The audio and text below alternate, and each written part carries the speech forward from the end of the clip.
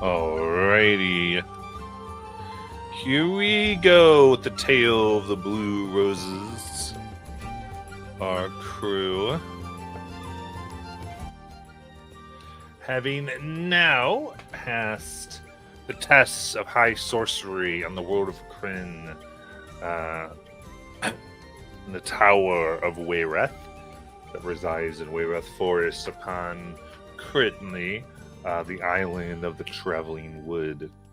A strange village indeed, but one that is far, far behind or maybe in front of our characters as they have gone in deep, faced minions of the Yellow Rose, of the lack of hope and sheer destruction, and themselves tied to the power of the blue, who now have officially been accepted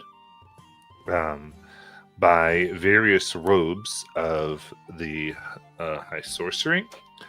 And in this, some had choice. They were given and made it. Whether choosing the robes of Balak, the idea to do whatever it took to fulfill what they wanted, being driven by that pure desire. The power of the red robes, the idea of balance, of everything needing to be taken in strive, and ultimately realizing that an application of good and evil usually is what drives the happiness and makes things go forward. And of course, the white robes, that of goodness, of virtue, of having your plans go awry for the sake of what all know is right. And sacrifice for that end. It is to this that each have subscribed themselves, some surprising, and now in their rooms they have found their graduation gifts here. And so we join everybody, robes adorned. And I think here too, if you want, you can try to process a rest if you so desire. We can decide that, but it's up to you, as because I get things when you do that. But I leave that to your rooms. You can go ahead and we'd love to decide how you find your gifts. If you run to each other's rooms, if you get together. Whatever you'd like to do in order to kind of show that off. But I'll hand the spotlight over to all of you. What would you like to do? Lies would probably then hear a knock at her door.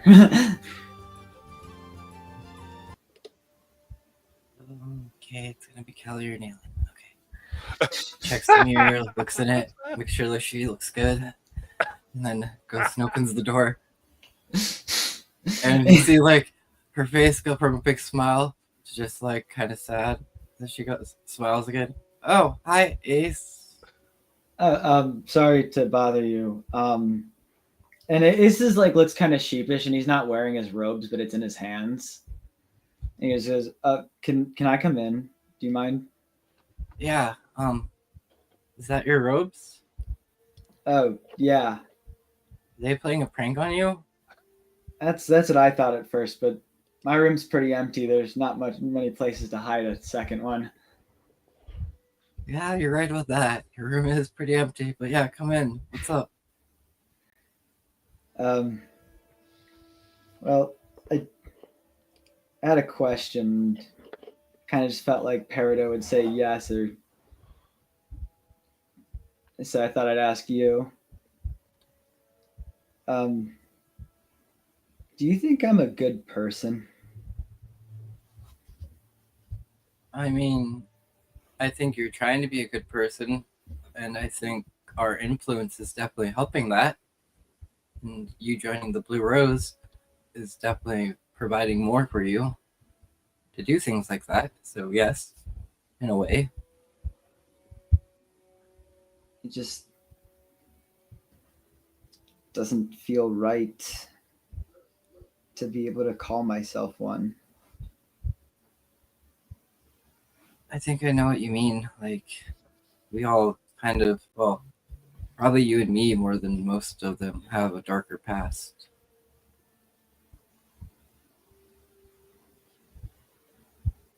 Yeah, that's why I kind of thought you'd understand where I was coming from. Don't you see yourself as a good person though? Not really. But look at all the things you've done since you came and joined us and how you kept us together. I mean, that's for me though. Is it though? Or do you just want to say it is so you won't realize how the good you're doing?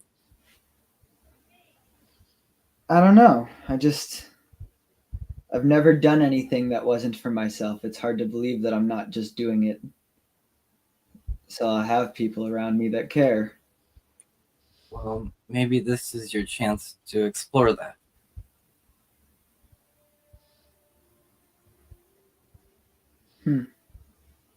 Also, did you get a special gift? No, I did. What'd you get? No, I think the robe's a bit reinforced. Oh, that's cool. I Seems got to this. seem- Oops, sorry. No, what were you gonna say?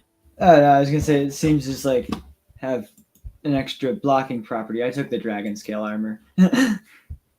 Oh, that's really cool. You're right. Your robes do have like a little bit of scale to them. They sheen.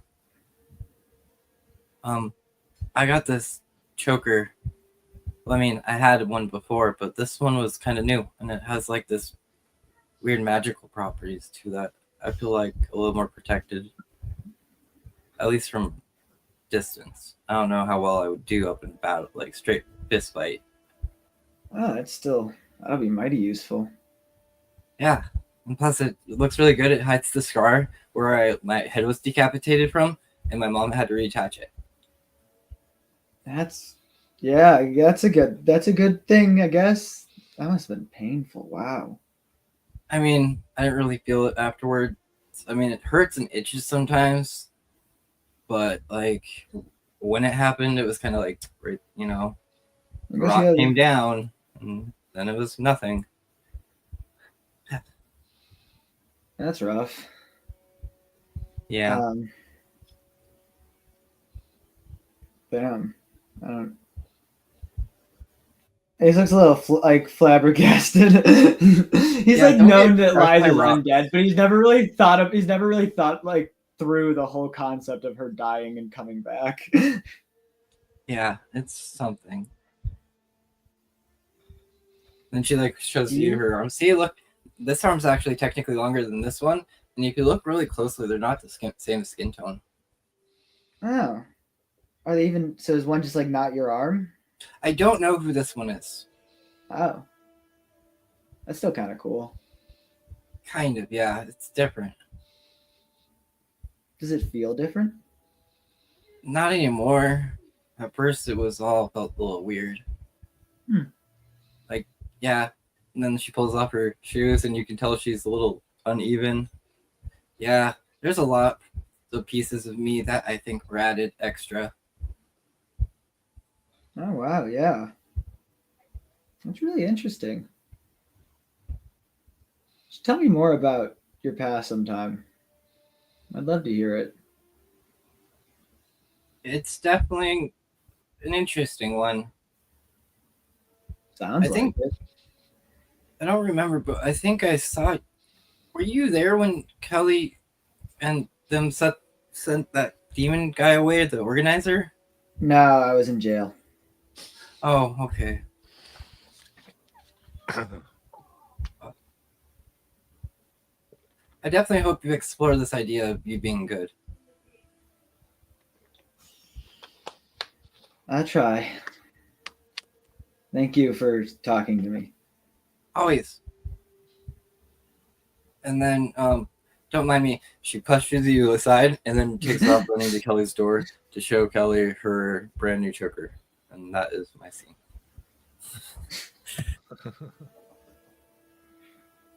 He just walks back to his room. All right. Galio Peridot.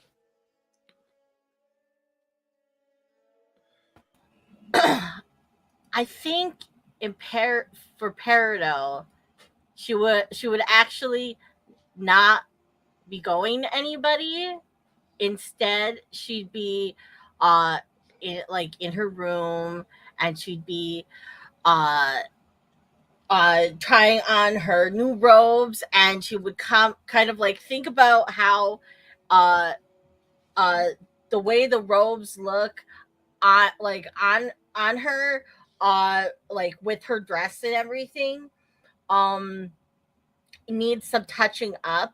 So she goes about working on them a little bit, so that like uh uh she looks less like someone took a big giant tarp and just like put her in one, because the robes were not her size.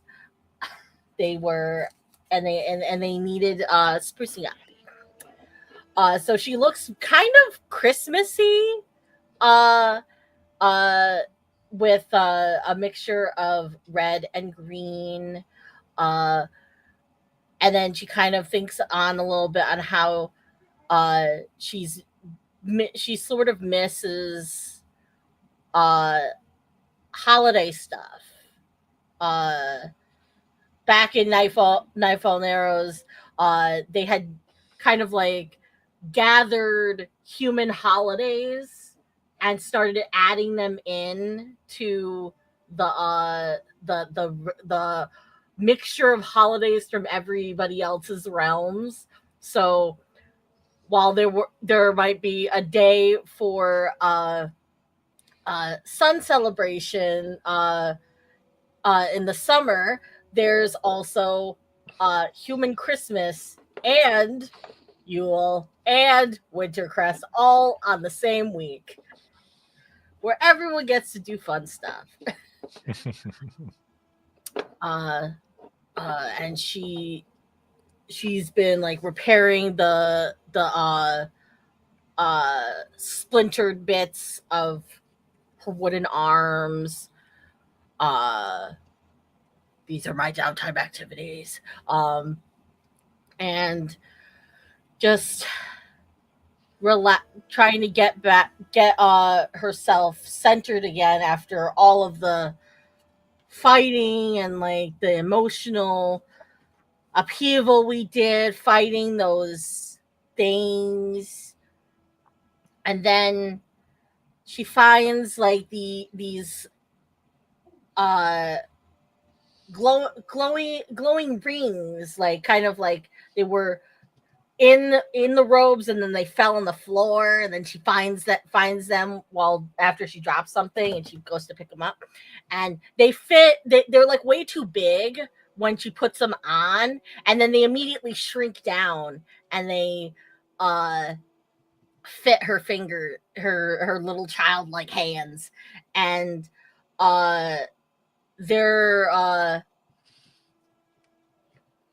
they're like gold rings, and they have red gems to them to match her robes. And she idly wonders, would they have changed color if she chose the white robes? She doesn't know. But then she's kind of like just like idly doing something, and I imagine, like, I don't know, like a gong or some kind of like intonation of like the time goes off, and it spooks her because she's not expecting it, and she waves her hand, and like a blast of magic comes out of her hand and like frosts like an entire wall, and she realizes these are magic rings.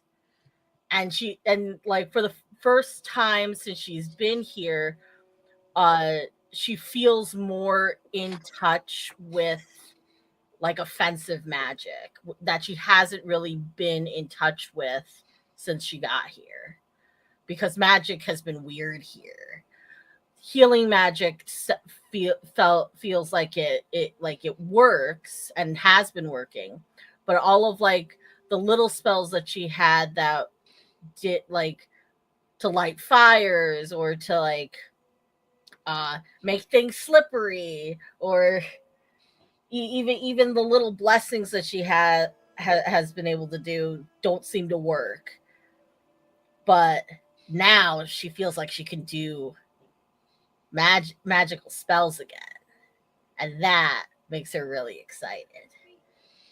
So then she throws up at the door, and then I think she kind of goes out, and she's like, wait a minute.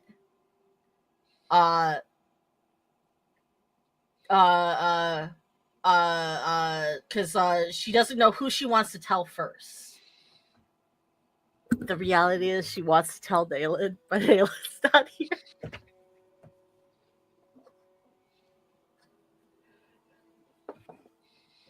So I will wait.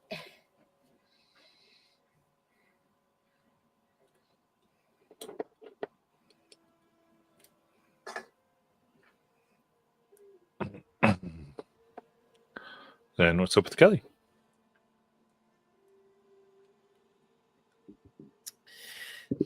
I think when Kelly picked up her black robe, the red robe kind of dissipated and turned to ashes and just floated away as if it was never there. And beneath it is a package, which she can only see because of her friend who's been following her. She's still looking through their eyes, and because she's if I remember correctly, I think she blocked off the torch lights so she could sleep in here. So she's really only looking through her little companion, and so she picks it up, notices there's some type of note on it, and holds it toward the construct so that she can actually see what it says. And it's kind of like a snarky comment. It says something like, "Better get used to using this." And so she opens it and finds in there a cane, and realizes what it is right away, and just there's this like realness to it, and there's a sense of, it's a little bit more real.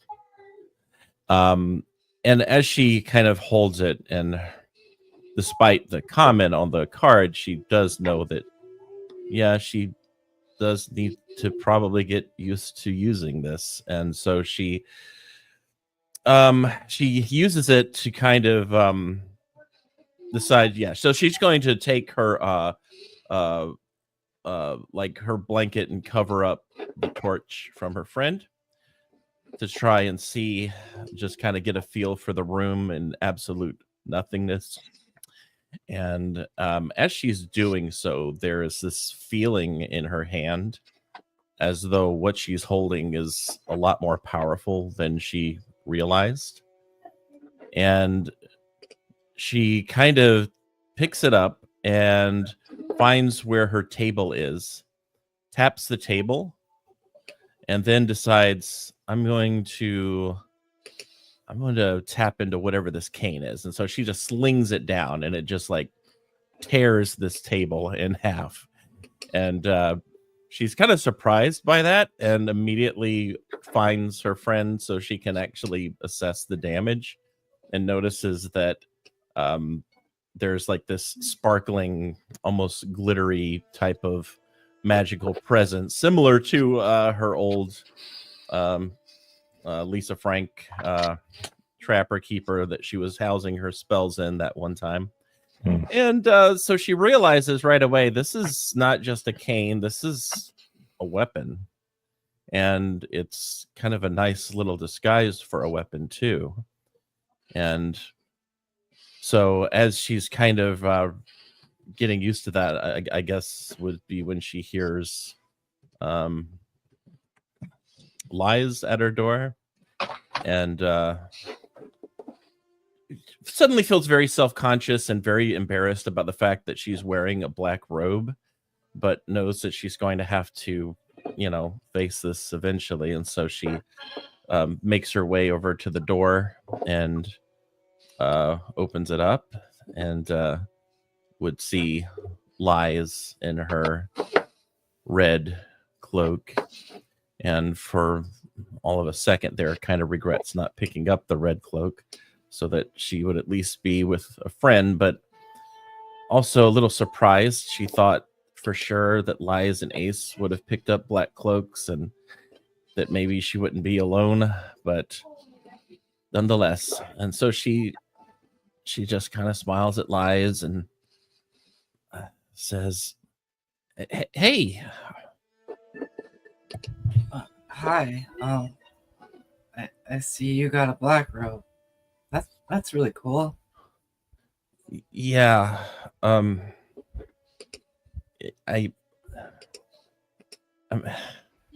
it's kind of embarrassing." Why? I would have definitely chosen that one. Why didn't you? I didn't get it. They never offered it. Oh, Yeah. well, how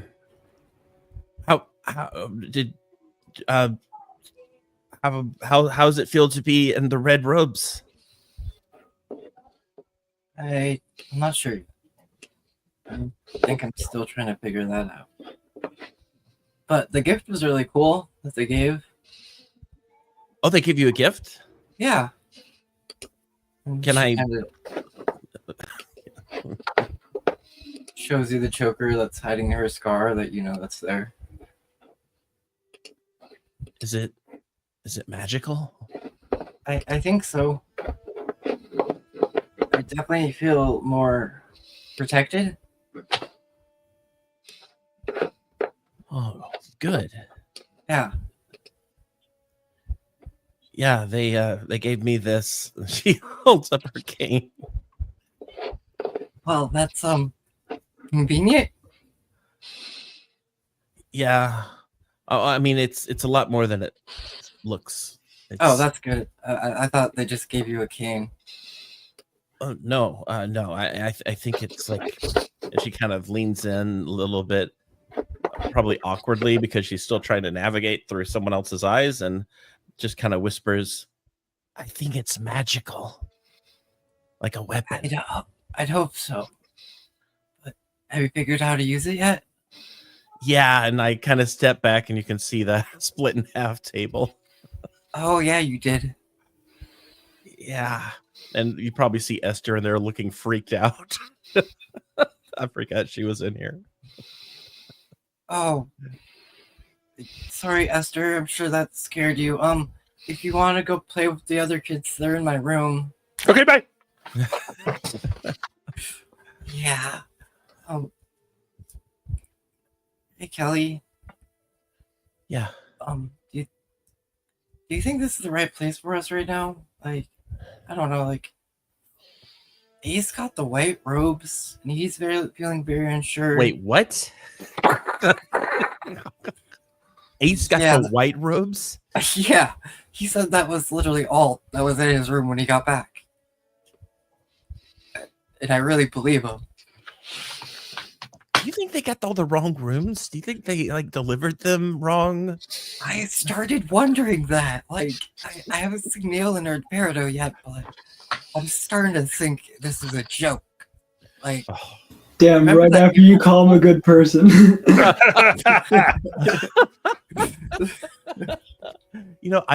I know Nayland got white. Of course she did. yeah, Peridot probably got white too. I mean, They're gonna rub my face in that. I like that you chose black. I mean, it makes me think that you thought of me. I did actually.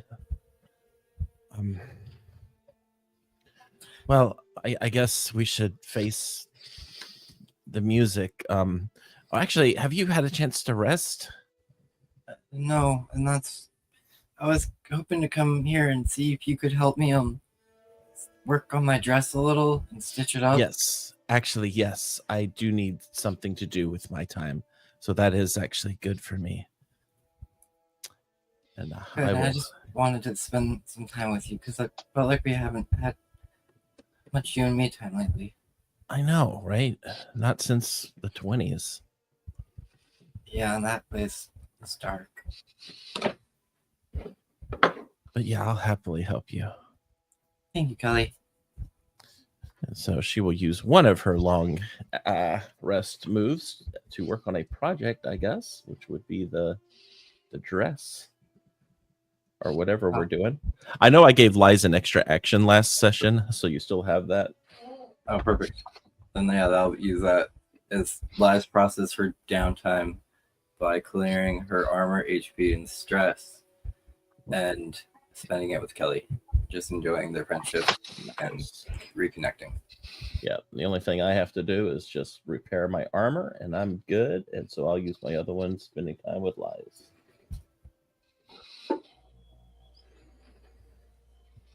What is the? I'm looking at the drop down. It says prepare. What is that? Gives you That hope. new? If you prepare by yourself, you get 1 hope. If you prepare with somebody else, you get 2 hope. So it's a way to recharge your hope. Is that what me and Liz are doing? I'm confused. Is it what you were doing? I don't know. I could, yes, I will do that, and I will leave my stress marked, so we both gain a hope. 2 hope. 2 hope. If you're both doing it. You do have 3 long rest actions, just so you know. Yeah, but I'd have to use one of those. So, Okay. but then Chris, is this a short rest or a long rest? Long I think rest. we're doing a long rest, right? Oh, Yeah. Molly started ooh, what's your level? Remind me. 5. Yeah. Nice. Yeah, you're welcome, Matt. I don't like Really? this. I also I get 1d4 plus your level in tier when Yeah. you long rest. No, I know that. I was just trying to make a joke. Yeah, so that's 9 fear I just got. Thank you. and then Kelly lies hands you. Then she pulls out this one of her cards and hands you. It's the Tempter card, but it's supposed to mean the Rune Ward is what she's giving you. So during any of this time, you can spend a hope to reduce incoming damage by a d8. And if it Nice. ever equals an 8, the spell ends. But as long as you don't hit that 8, you can keep using it. Very cool. Well, yeah, this place seems to be a little out to get you, or at least test you harder. And I gave one of these to Nailin before we even entered that fight, and she didn't even look like she ever got hurt. So maybe it'll be better with you. Yeah, I'm hoping it's done testing me. But I'm worried who it's going to go after next. Definitely Ace if it's not after you. Probably. White robe.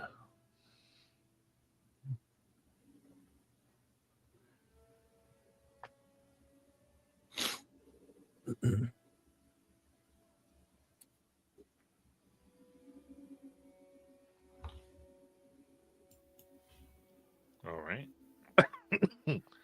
So, does anyone else need to process their long rest actions? Yes. Ace is just going to prepare. He's going to finally put on the robes. I tried to have it depicted in the picture, but I had a thought of like the blue rose outfit we had kind of entwining with it to create like a bit of a blue iconography on it, a bit of some blue patterns. Just for flavor, but and just Nice. prepare for both of my actions. I like it, yeah. Can I do that? Do that for both of my actions? Yeah, you can double prepare. Cool. Definitely.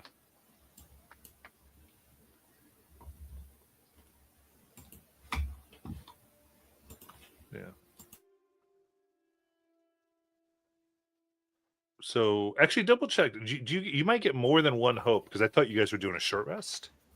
If you're doing a long, you might get more hope than that. I think it's still one.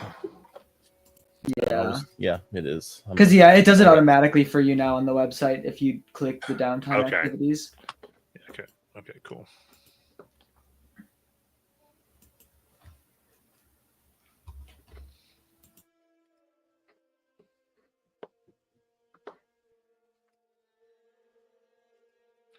Right. Any other actions? In that case, where do you want to go? Oh man. I said we had to go to the official ceremony, right? Mm-hmm. Well, let's find everybody, and I'm gonna go look and try to gather everybody together here. I have my construct with me. And he's just probably just sitting right outside everybody's door already. Wearing his white robe. He looks uncomfortable and almost a bit sad. Yeah. Kelly's got her blindfold on so you can't see her narrow her eyes. Good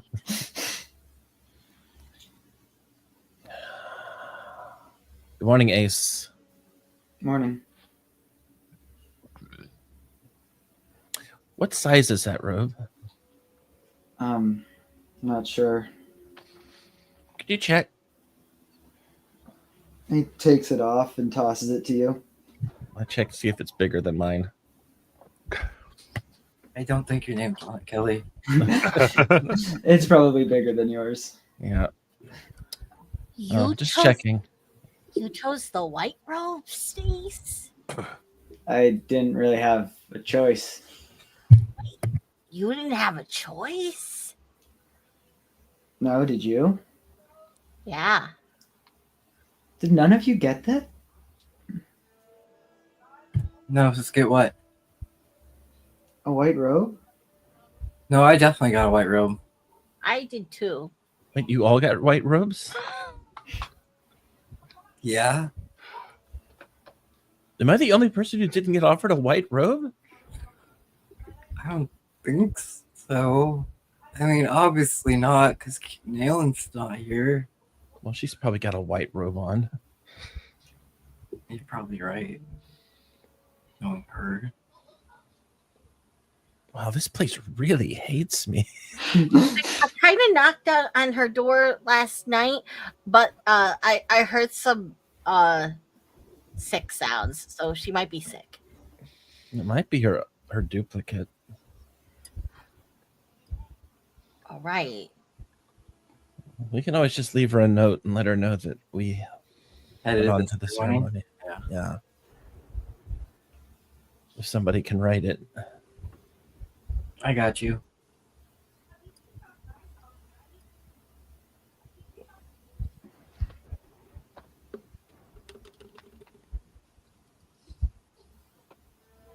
I hope they don't make us sit at different tables. Elias slides a note under Nalen's door saying, Nalen, it's Elias. I ran away again. I couldn't deal with all of this. I took everybody with me this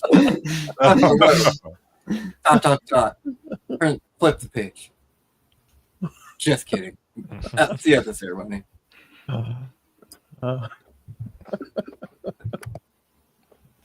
Amazing. All right. So then you proceed down.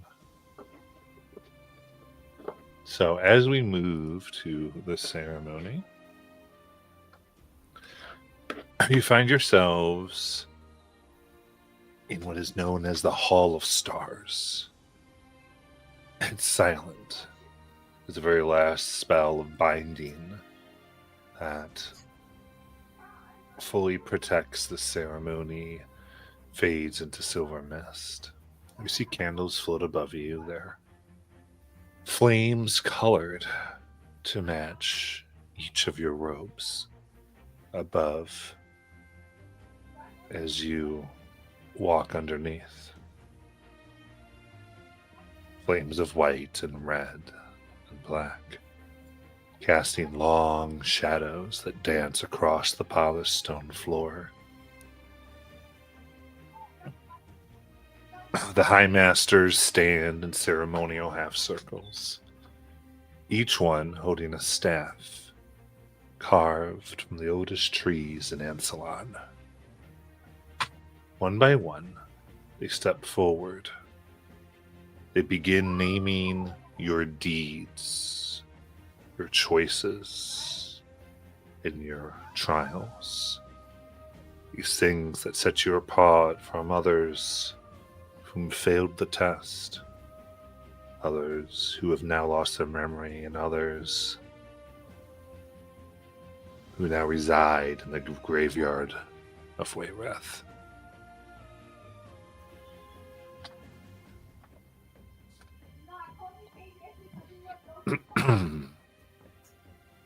Now, I'm going to ask each of you a question about how this is happening, usually about your character here. You'll kind of help us fill in some of this scene. So, who is interested in getting theirs first? I'll go. All right.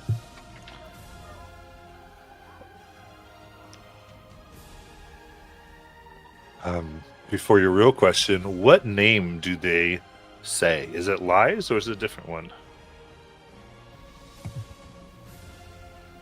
If they're reading it like from my heart or like seeing it, I think it might start with the letter S, but then it either quickly changes or they feel it where it officially becomes Lies.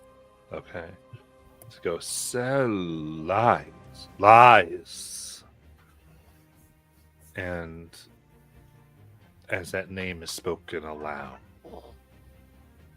what memory flashes through your character's mind?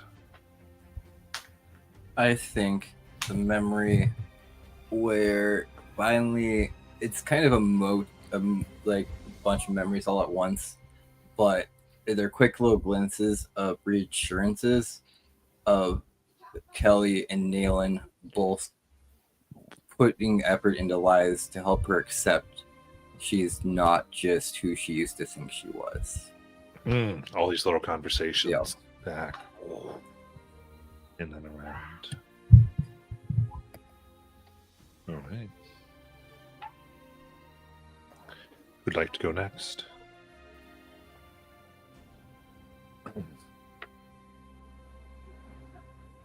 Sure. All right.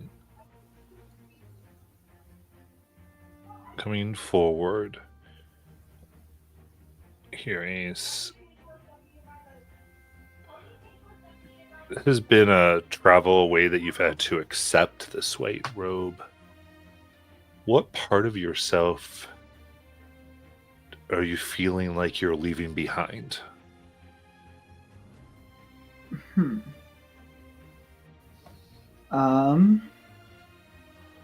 He just kind of feels like he's leaving some of his mistakes behind him, to be honest. Because a lot of them are kind of the opposite. They like cannot be considered good no matter how you look at them. Absolutely. So Lies under the red flames and Ace under the white as you're moving forward. Lies is as if your shadow is becoming solid. I always felt like it maybe wasn't there, or yours tended to shift, but as though you were choosing your path. And Ace almost feels like yours pieces nearly fall off. And then it almost looks like it's walking prouder and more upright at the same time. As pieces of shadow where you see crimes and some of the things that you regret almost try to cling, but are devoured by the light from above. So you each come up, and grasp your staffs.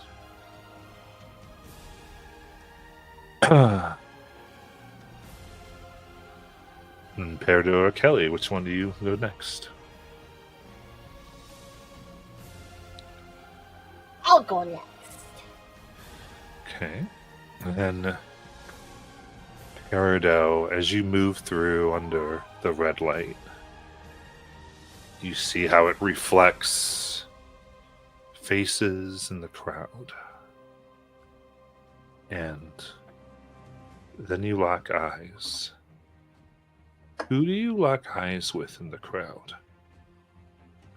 This could be an old friend, a rival, a mentor, or something else.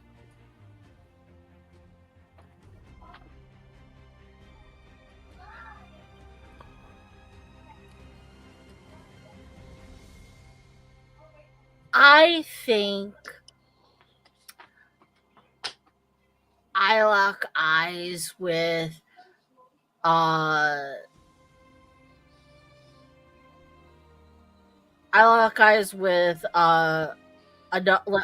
someone who is like uh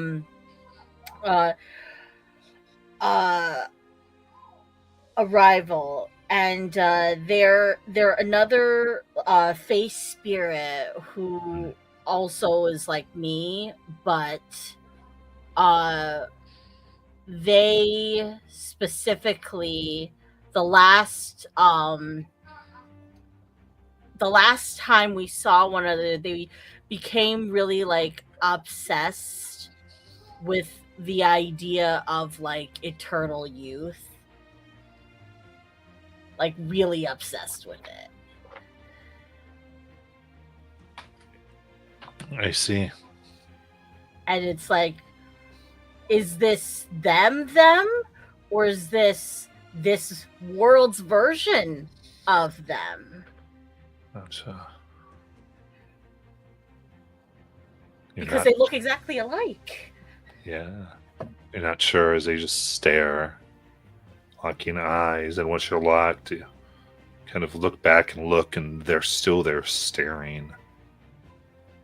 Their eyes never leaving your form.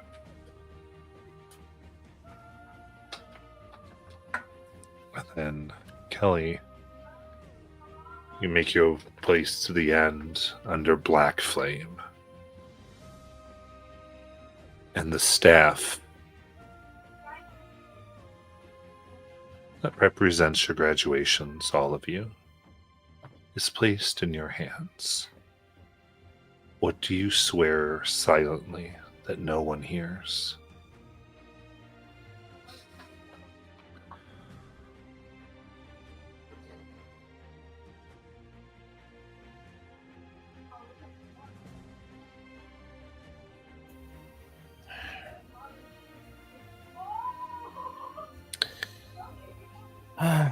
So her fingers kind of curl around the staff and feel it with its smooth, warm. And she just kind of exhales a breath of air she didn't realize she was holding, and in her mind she starts echoing this concept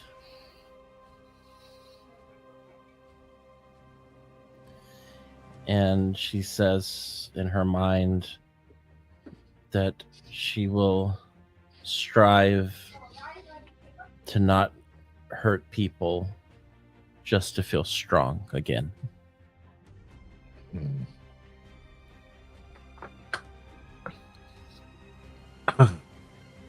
And under the same black flame, we see Nalen's hand clutch her staff. And it rings out a voice. Congratulations. You are holders of power. Protect it. Question it. Bear it wisely. Or be consumed.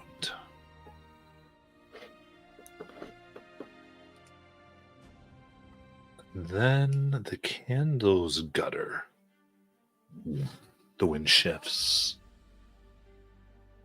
And somewhere beneath your feet, an ancient chime sounds. Old, thin, and silver, like the note of a crystal goblet struck by accident.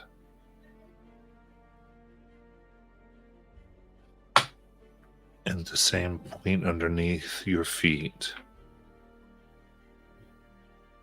you see what almost looks like a drawn symbol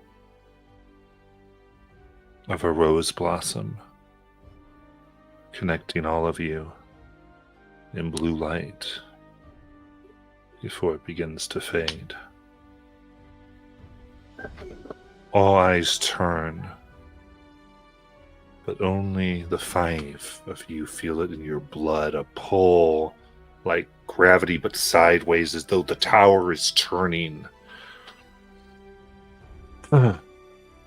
Robed teachers and guides try to usher the crowd gathered here toward the exit and go, "Hurry, let's go!" But all kind of stop as a hallway that was closed, that everyone swore wasn't there. You'd almost think it was new, if not for some of the older elvish saying, "It's back again." This hallway and door is here. It's opened of its own accord, and dust motes dance in the moonlight that pour through it and pool through a high stained glass window. And it hits you. Smoke, salt air, something else. Almost like a sensation of the Narrows.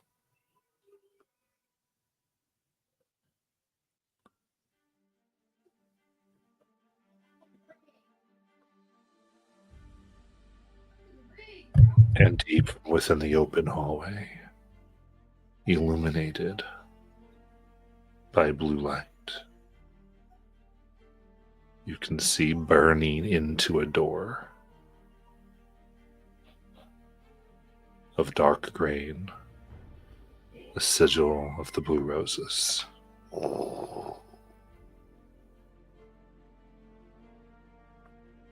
You all have the spotlight.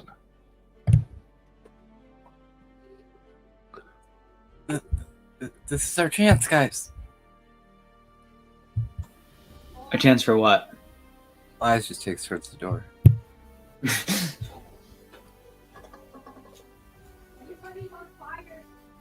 So Kelly will do her best to follow. She's gonna follow Lias. Ace is gonna lean over here. What is this? I don't know. I'm going to, but I don't want to get left behind. That's right. You two have never actually seen us use a blue rose door. Nope. Last, it's just you. Gets up to the door, stops. You run through. You look. And it's odd. As you're pushing through the hallway, you heard the sound of laughter, of squealing. And the hallway itself, the dust flying in your face, you could just make out some shapes before you heard other doors shut. And you can see footprints in the dust as you're at the door now. The rest of you can still react and move.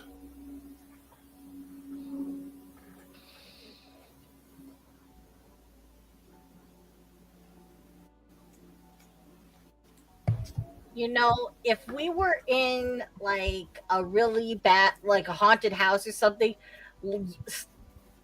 laughter like that and footprints through the dust would be a big warning sign. I've been in a haunted house before.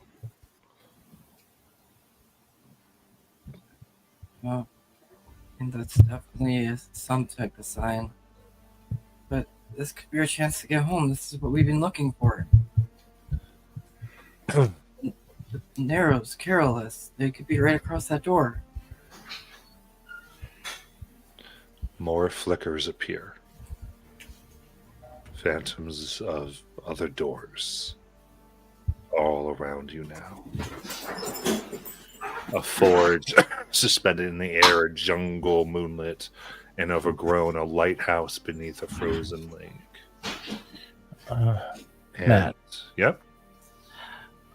I'm sorry. Go ahead. Continue. I'll ask after you finish.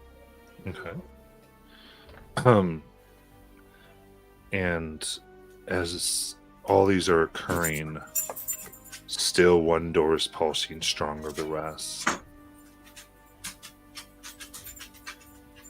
The smell of a chalkboard that you helped install. The sounds of roller skates on wood. The Nightfall Narrows. Familiar. Safe. Your beginning. But next to it, a second door flickers with unstable light. A ruin somewhere else. Desperate. Reaching. Calling. Another school. Another world. And as you stand there, it seems everything breathes with you. As though more than just you, than just the people of this world are watching.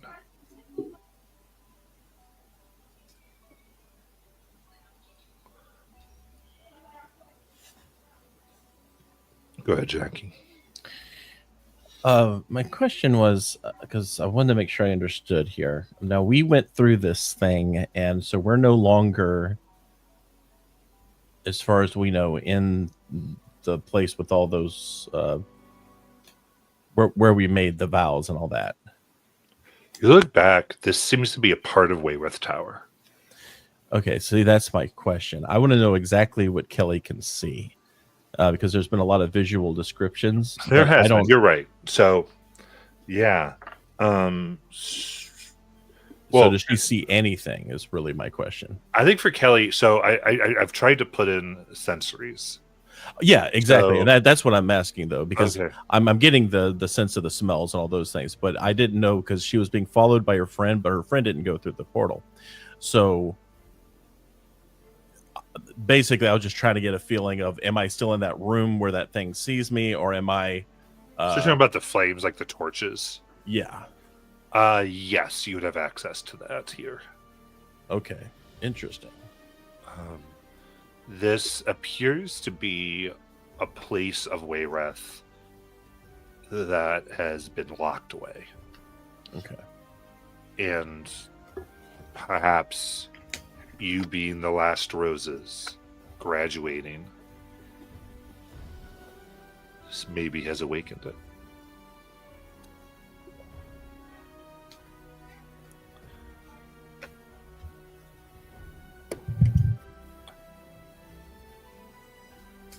Guys, I mean, Kelly, this is our chance. Just listen, that's the waterfall. I'm pretty sure. I think you're right. That other the other door sounded like they were in a lot of pain.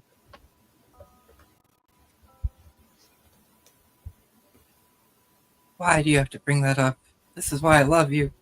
This Lies. I think hearing Kelly say that instantly just opens the other door. Doesn't even think twice. She makes that move for the group, or she knows her home's right there. Well, I mean, I'm willing to let people try to stop her. Right. But you're opening the door. You're not necessarily making everyone go through. You're not making the decision for the group, but you're But with hearing narratively Kelly, trying to like yeah, open that choice up. Yeah. with Kelly saying people are in pain, and that's where she's putting, because how much we've tried to make it home, Lies is putting that in front of us.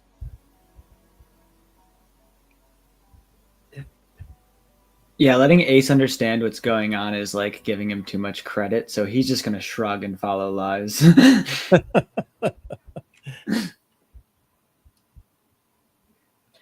I think Peridot sees how like important this is, like sees the urgency and the importance that Lies has to it, and but also she, despite the fact she's a little bit kind of like nervous about going back because it's like she ran away from Nightfall Narrows, so she doesn't know how like what's gonna happen going back, but she also knows that it's To It's correct become Peridot, Lies opened the door not to Nightfall Narrows. no okay. Yeah, she opened the This door is the where old people were. Rose? Huh? Is this to like the Blue Rose to face our our end, quote unquote? No, from what this is- we could tell. yeah. You got it, Josh. This is from when because right when we came up to that, we heard from right to our left or right, we heard another door that appeared where people were sounded like they were in pain. Oh, And Kelly mentioned that door right as Lies was about to open the Nightfall Narrows door. So then when she mentioned that door, Lies chose to open that door. okay. The people who are in pain. Yeah. Then yeah. Rewind. Peridot would be like, if these are people that are in trouble and we're gonna help them, then we gotta go now, right?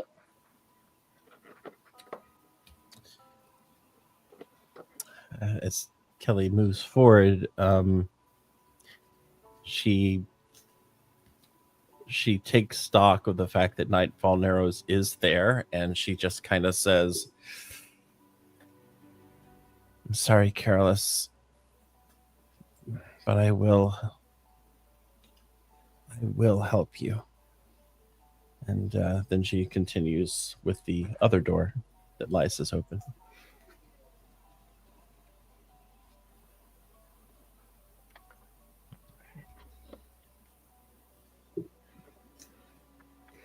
Then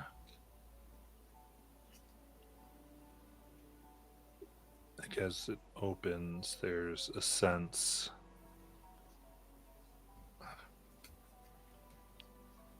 you would all watch as there's a look of understanding, I think. Probably mixed with some other emotions that we can get the blanks in later on Nayland's face. So she knows something. But with that, it sounds like you are going through the door. You do. You step through, and there's a moment of this feeling, and you look out, and it's almost as if you are in a tube or river of blue light.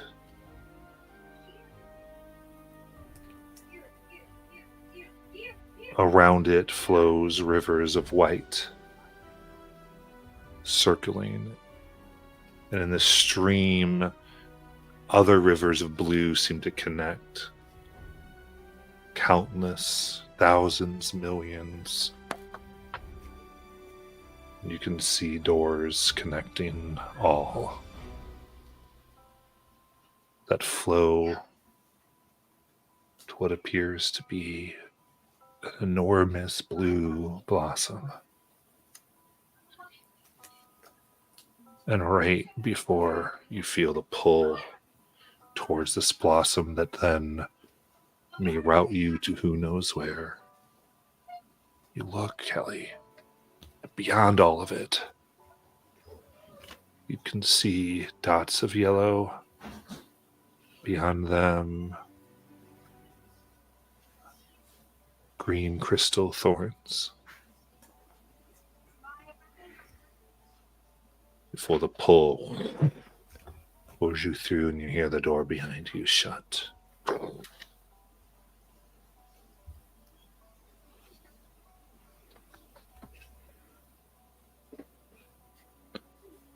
As you move about, and you are on to your new world.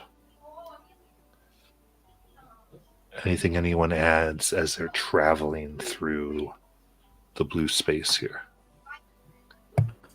Yeah, right before we leave, she was the last person to, as she opened the door and then everybody went through, turned to the camera and goes, "He gave it to us so close, and then he taketh away."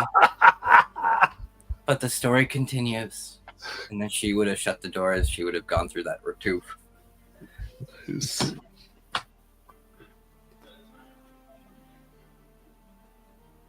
So this is what it's like, huh? This traveling through worlds thing. It's different from the tree. Ace is absolutely freaking out, just like not able to wrap his head around what's going on. We are no longer in Weylith, correct? Correct. You went through the door, so you are. Cool. That's all I needed to know. Just so I understand what's happening. And Kelly, upon realizing what she saw in that last moment, starts to wonder if that's possibly the last thing she'll ever see again. Mhm. And she takes her cane. I can't see anything, guys, but just I just need to get used to this. And so she'll take her cane and she kind of uses it to feel her way out.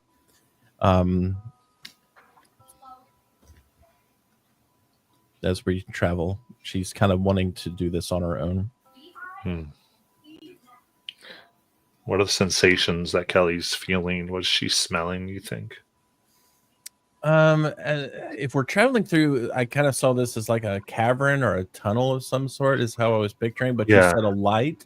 Yeah, you're almost So- being pulled through. Like We're you're being floating through. Oh, okay. So we're not walking then. Then yeah, she's not gonna have to do that. So I think for her, it feels like she's free falling, and there's this sense of both relaxation and absolute terror because she can't see where she's falling, and at any time could just smack the ground and not see it coming. And instinctively kind of reaches one of her hands out to try and find one of her friends just so that she feels a little safer on this dive. And who might take Kelly's hand? Ace probably doesn't take your hand, he probably like literally grabs onto your back. Ow. I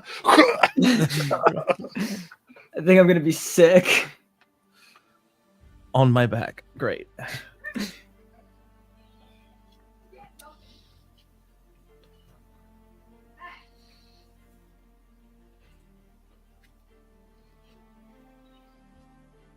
What do you see, Ace? We're getting pulled randomly forward. This is This is a lot. I mean, do you see a ground, or are we about to hit something? Not yet. At least I hope not. What do you mean not yet? What? I don't know. I don't know where we're going. I've never done this before. I thought you knew. Ace, I don't even know where we are. I think see we're- literally nothing. I think we're moving through space and time. Space and time. Wait, you You're were not in helping my space? nausea. Yeah, Kelly, this is way different than the last time we used the Blue Rose door. You see stars? No, there's green crystals and yellow dots. Yeah, and a yeah. giant blue rose. Oh, we haven't gotten to the rose yet.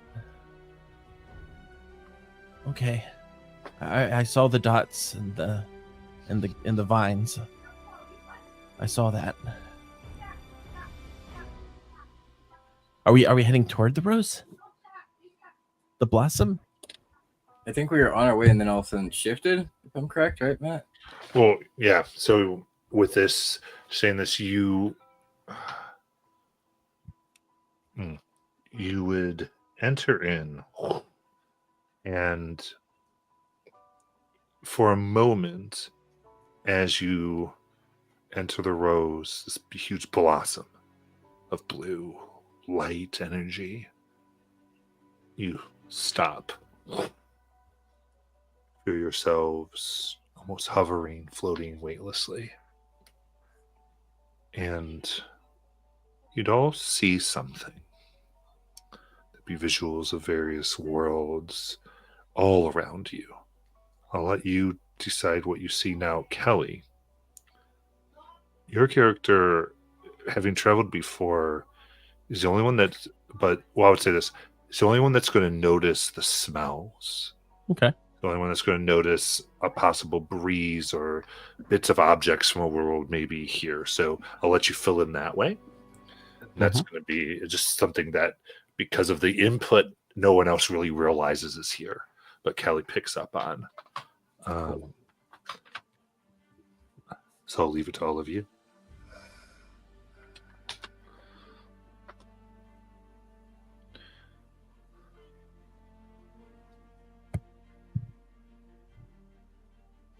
They are going to see as wise as this world. You see kind of an image of a dark cottage draped in heavy shadows. You see a very dark outline. You never see her face, but it's a very dark silhouette of this female looking, and she's working over a table. And you see her sewing pieces and stitching back something together that looks very female-ish. And that's all you see in this world. Pinnacle And Intense. I think to add on to that, Kelly gets a whiff of a very specific perfume that she's never smelt before. Possibly something she would be able to identify later if she were to smell this again. It's not too strong. It's kind of, it's actually quite pleasant.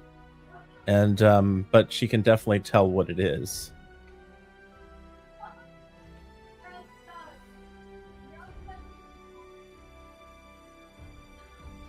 We're describing different worlds we see, correct?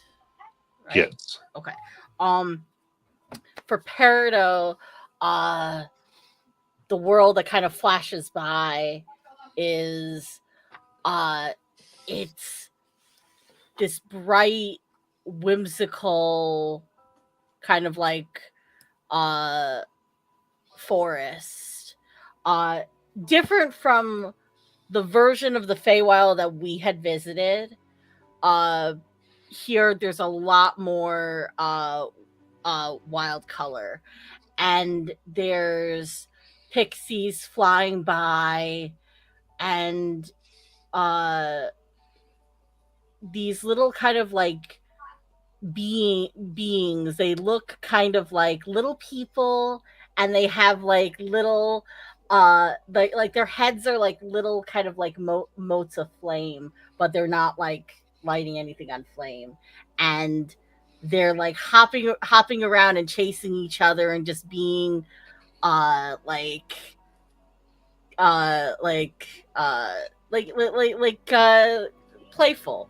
with the pixies and everything. And like some are like on little swings, some are like playing chase, and it's just this beautiful whimsical place.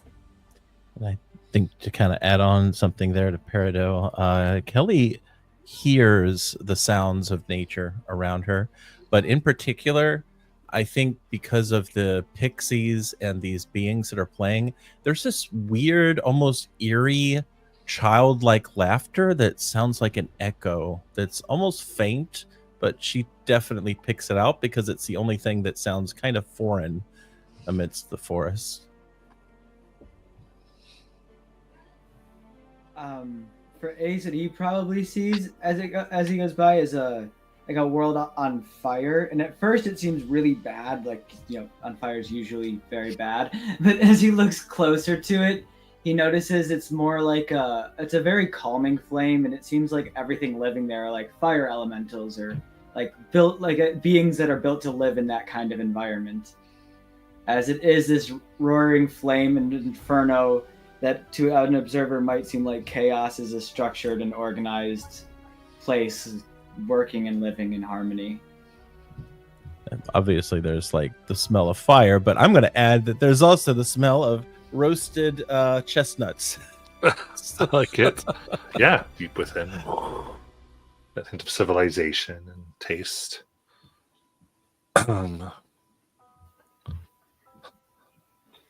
So, hi, Robin. Hi. I know what we're doing. I don't know anything at all. We're describing worlds. Yeah, so graduation happened. Lovely. Okay, and there was a lot of people were describing moments that looked like that, strangers that they saw in the audience that they didn't think should be here, and thoughts they had as they were going forward. So I think that's what we're going to actually. We also processed a long rest, Yes, we did do that. Long rest downtime. and everybody described the gift they got. Yeah, so we're gonna do. So I'm gonna do the overview, and then I think you and I are gonna fill in some gaps here for Nayland. Roger. So the scene was this happened, and as soon as everyone had grabbed their staff, signifying their graduation or their entrance into the high sorcery, there was the tower turned or felt like it was turning. Everything was being upended, and beneath all of your feet, you saw the light of a blue blossom of a rose that seemed to connect almost as if activated by all of you accepting your staffs. At the same time, a door that you felt by some of the magic you already experienced on this world was hidden from everyone's perceptions, appeared open, and dust flew out, being highlighted by the moons through stained glass windows, and you began seeing the blue light of a rose being carved into doors as if being revitalized down the hallway. You all followed those doors. One was very obviously back to Nightfall Narrows. And there was another that seemed to call the sounds of a school in trouble. And looking at this way home, you turned your back on it and instead opened the other. Makes sense. Absolutely would have done that. In that you saw what appeared to be a network of doors and pathways being opened and connected.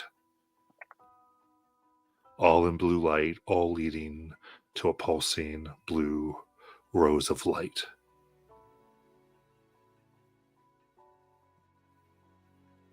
And Kelly was first to notice that there were what almost looked like crystal shards and thorns surrounding the whole space off in the distance.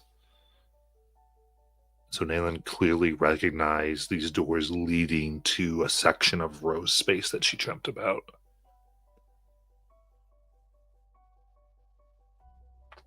And so everyone went in.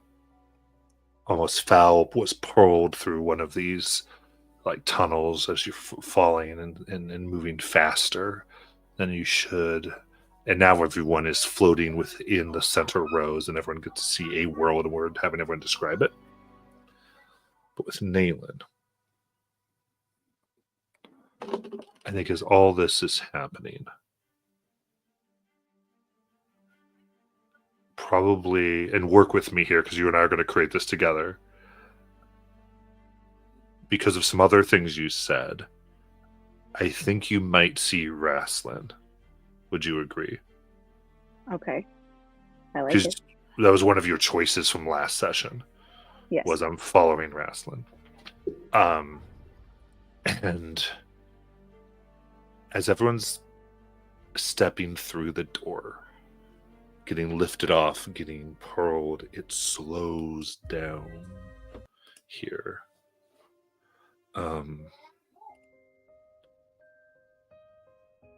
As if time itself is being stretched. And the slower everyone else gets, the more in focus is the figure who you talked to before in Wayweth Forest. Their hourglass eyes and golden skin glittering off the blue light.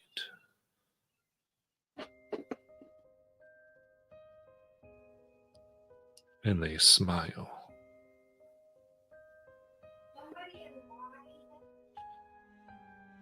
You know this is Raslin.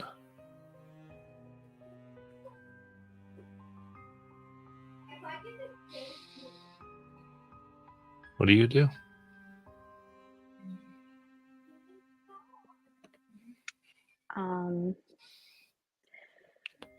Is he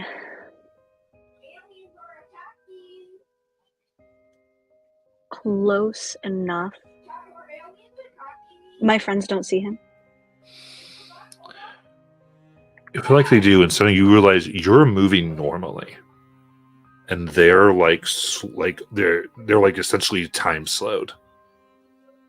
They're just looking ahead, and everything has slowed down for them, and you seem to be existing this moment with Raslin in this normal for you but slowed for everyone else time.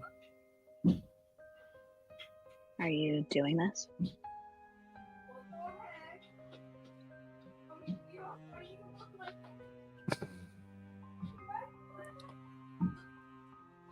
This, if you mean this moment between the seconds, then yes.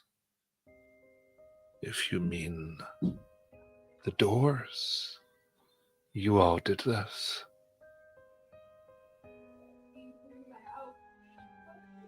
You said You all this. connected them again.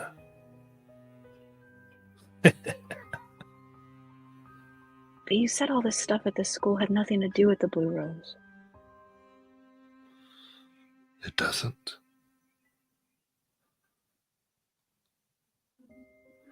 I didn't say that the Blue Roses didn't have anything to do with the school.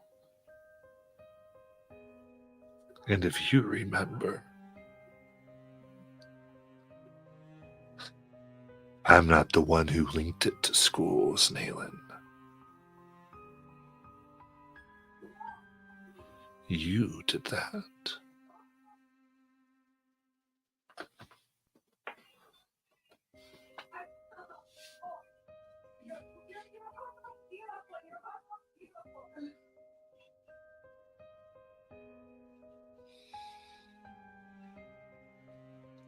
If you're still here, and you're still powerful, why does it always feel like we're alone?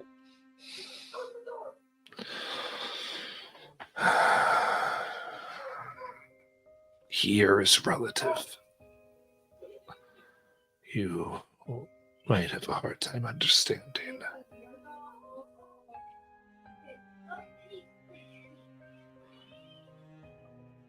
But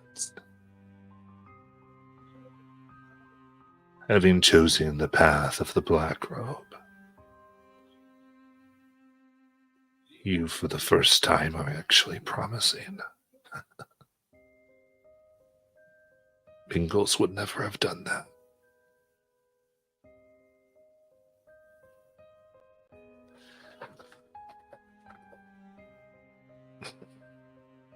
I am not still here. From your perspective, I was here.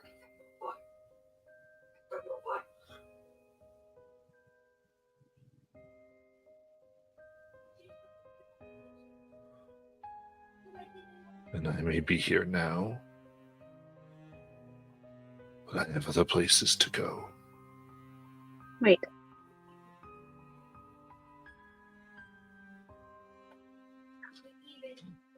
That girl.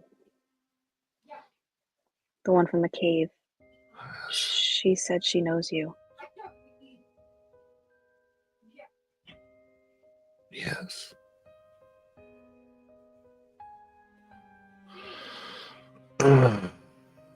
N1N. My great achievement.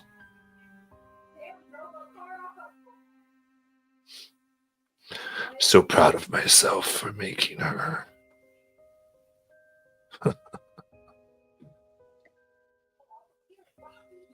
So, she isn't real. But she wasn't part of the wizard test? I don't understand. Who said she wasn't real?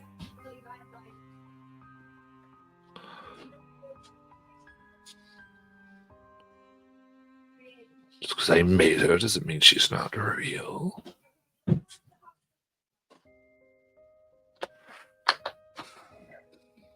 Wait. If you're not here, but you were here, when did you make her?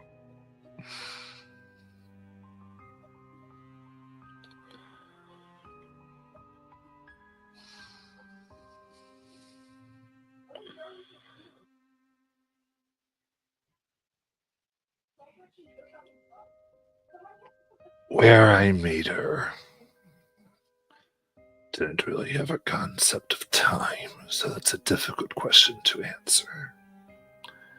I have not obeyed time in some time.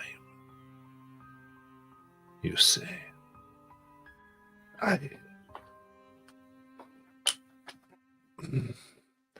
travel the river. And if my guess is right,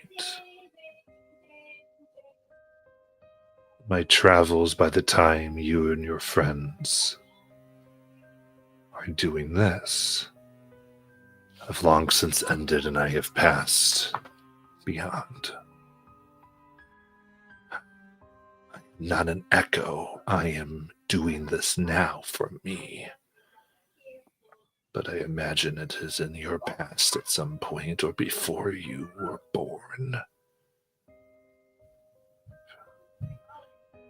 Of when I did this. I've already seen how you and your friends seek to find the river.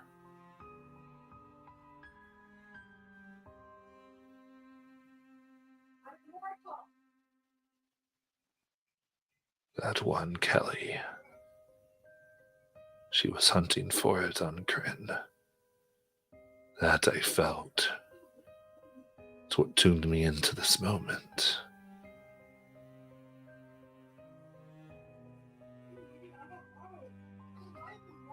So then why are you talking to me in moments of time? Why are you following me from the woods? Talk to Kelly.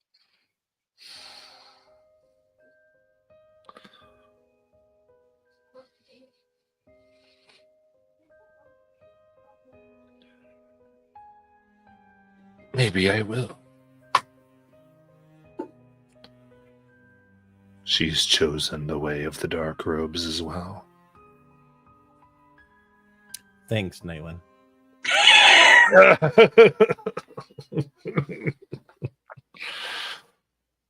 But you and I are connected, so our streams naturally intercede.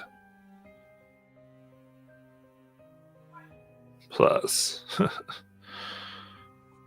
it's always interesting to see how something has moved along. Especially when you called out last night.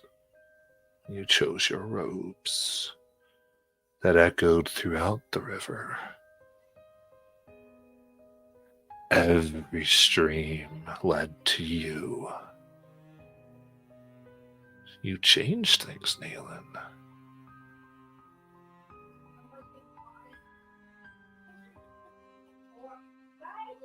Sorry to be inconvenient. It was good. But the doors are open once more, but not only for you. Some have entered already. They wear no robe.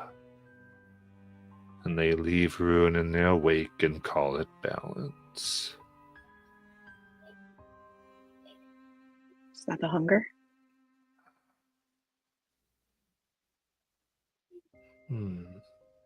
The hunger is active again in the network. But believe me, it's much better that you can find it quicker now than before.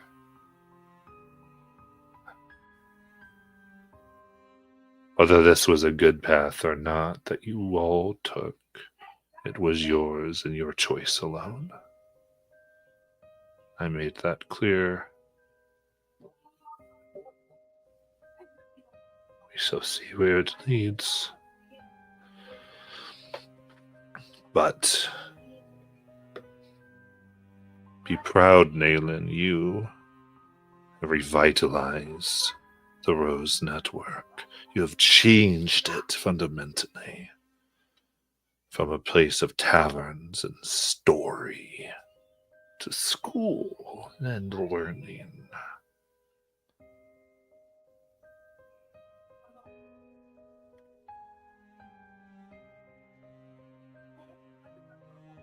You can move quicker now.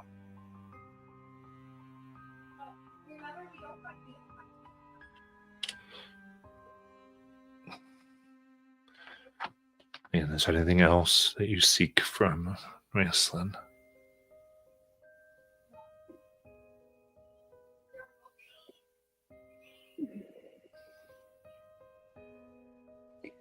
I don't think Nayland could produce any other questions right now.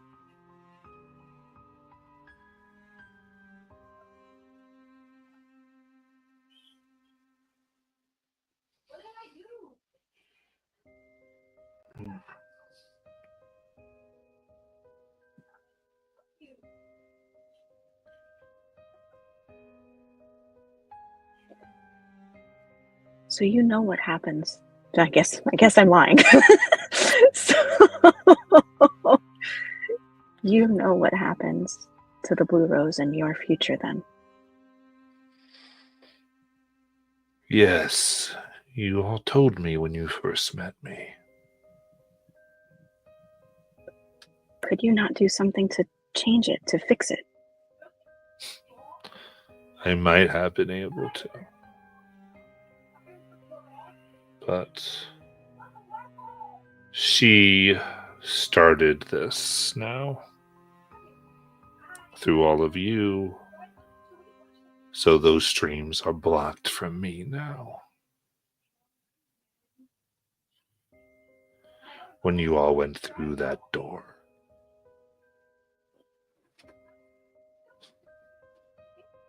When she chose to save you. and threw you into time.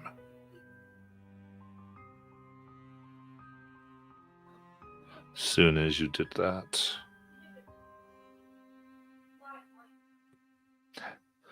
well, interfering would come at too greater cost for the worlds, I believe.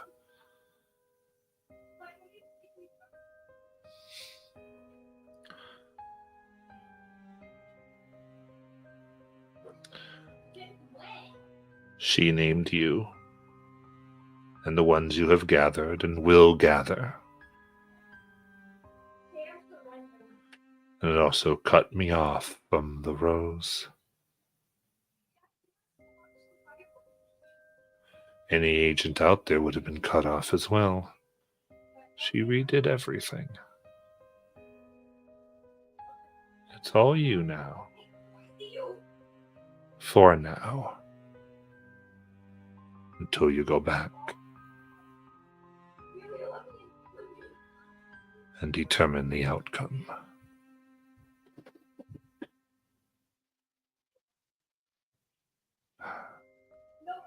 It's only where the streams flow that I'm able to have these conversations. Where you first ended up. Wayreth itself, which is unstuck at times in general.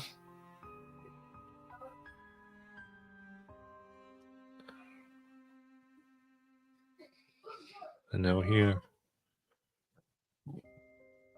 the network awakening and making itself new.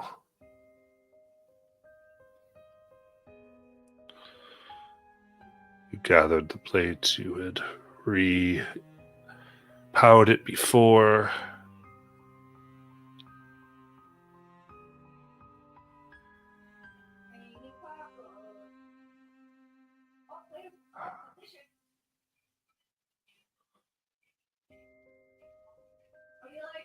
Then you united the moons of Kryn. That was something.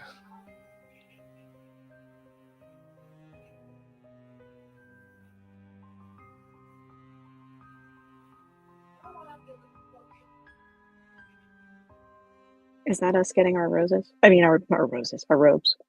Yes.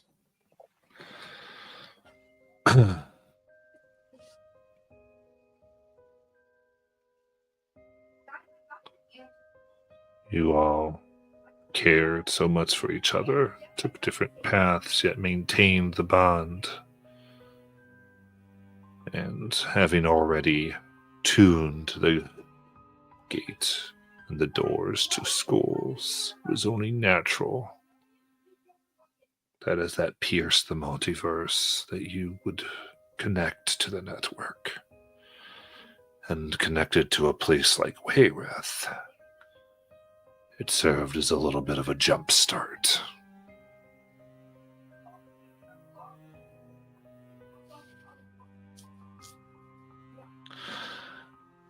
Never would I couldn't have done that. I told you from the beginning we were going to do it our way. Nayland stands up straighter. It's very close. And I am so proud of you. N811N. In time speeds up as you pulled through.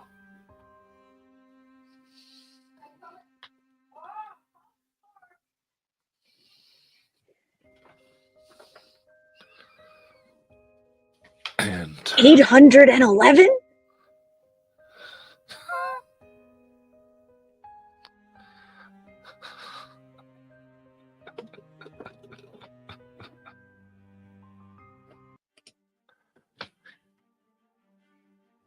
and we come back to where you are now floating. Everyone been talking, seeing these worlds. What does Nayland see within the center of the rose?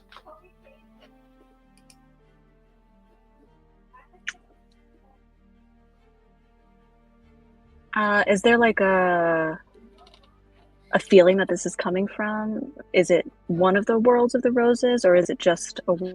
So this is where all of the pathways unite.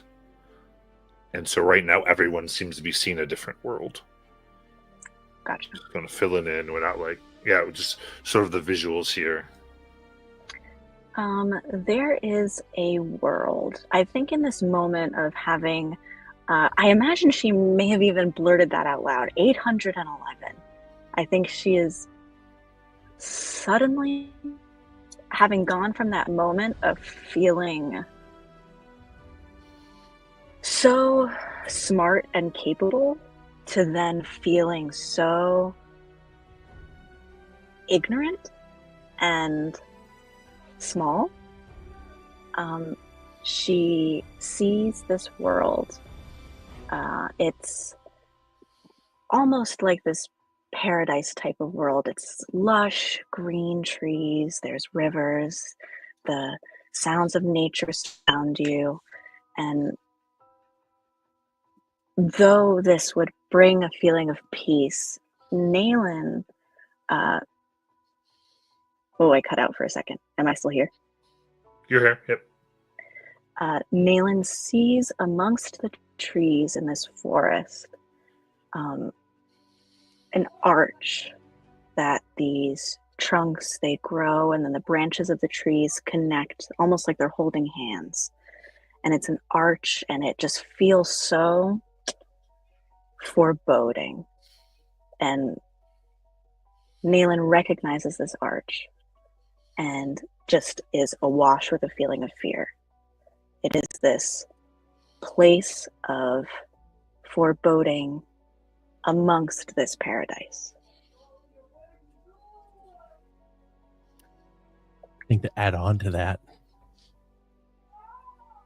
there is a sound of a whisper where that arch is.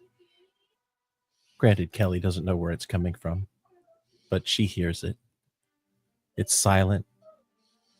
It's there, but one would miss it if they were only paying attention to the visual.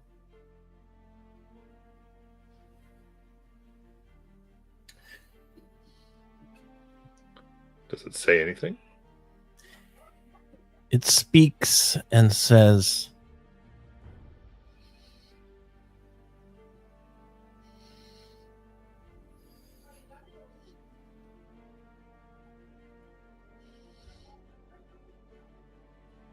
"Come on in. Nothing but peace here." But it doesn't sound like it's very peaceful. I can't do the voice, but it's Sure. Foreboding a little bit. Yeah. All right. And then this moment that we've talked through is as all these visuals hit you, you all turn to each other and you begin to feel a pull, as if you're all going to be pulled to wherever the door is meant to lead. Right before that happens, is there anything anybody wants to say or do?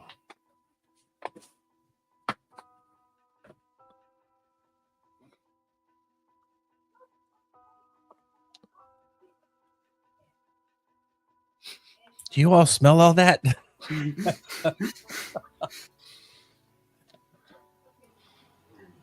Smell what? Yeah. I don't know. I'm just suddenly overwhelmed. All of my senses. Nayland, what's 811? I don't think Nayland says anything, but Kelly would feel Nayland hold her hand, and it feels the same as when they woke up from their shared dream and Nayland was very scared. So yeah, it's so funny because Kelly was holding out her hand and no one took it. This is still on your back. Yeah, I know. Um, so yeah, I think she would recognize that it's Nayland if that's the way she was holding it, and so she kind of squeezes Nayland's hand and just kind of whispers, "Thank you," because she is. I mean, she's free falling and doesn't know where she's going and is terrified right now. All it's like for her, it's fight or flight, but it's all going on at the same time. Ace grabs Nayland and begins shaking her. Just do something about this.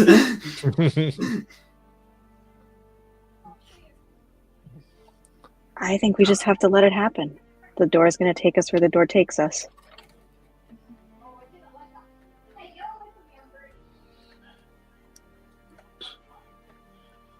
And with that, boom, for yourself, pushed.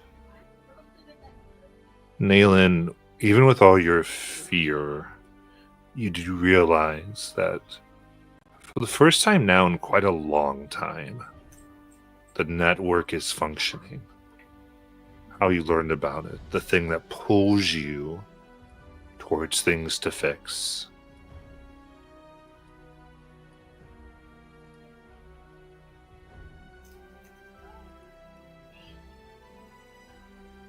Like a real mission, at least what you would have called a real mission, back before the Thorns invaded the school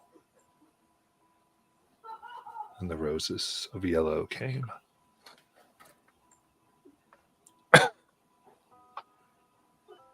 And with that,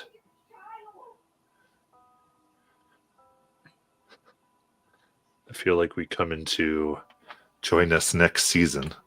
What?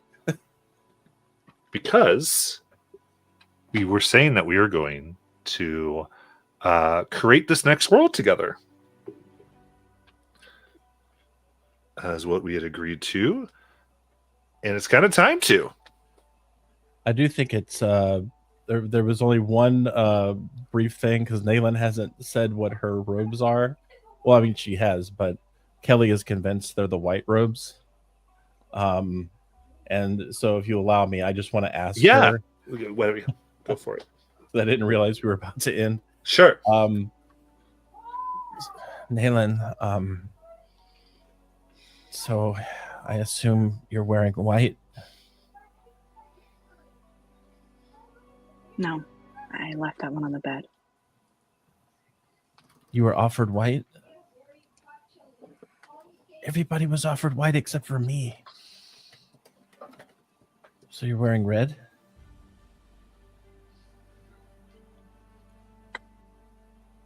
There wasn't red in my room. Oh, so you rebelled. You said the hell with it. Good for you.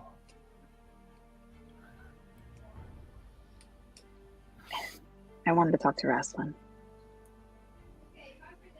This seemed like the easiest, fastest way. What did? Taking his robe. What robe did he have? Nayland, I Black. can't see anything. Oh, okay. Oh, you're like me. Yeah. I can tell by your tone of voice you're not excited about that. So far, it's been a pain in the neck. I tried to leave to go to our graduation ceremony this evening, and I got stuck to the door on the way out.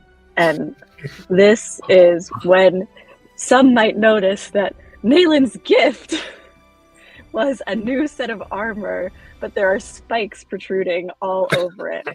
Nobody could get close to her, really. And if they tried, it would hurt. And she got stuck to her wooden door, and somebody had to come find her and pry her out of her room to get her to graduation. Did you get Liza's note?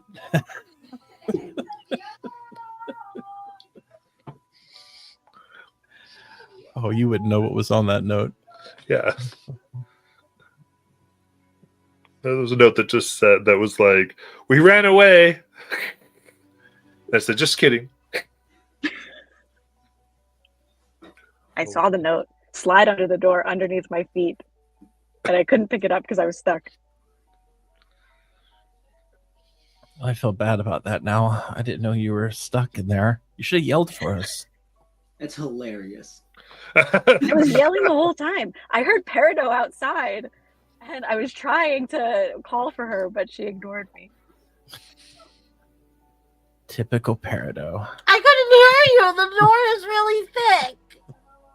I actually think you said that you heard 6 sounds coming from my room. I mean, I heard one part of the stream, and that was it. Nice. it was the sound of you wrenching your arms in pain. If you calling out for help sounds like being sick, I think you got to figure something out. Nayland, can you believe Ace is the only one with a white robe on? Actually, I think that makes a lot of sense. Why?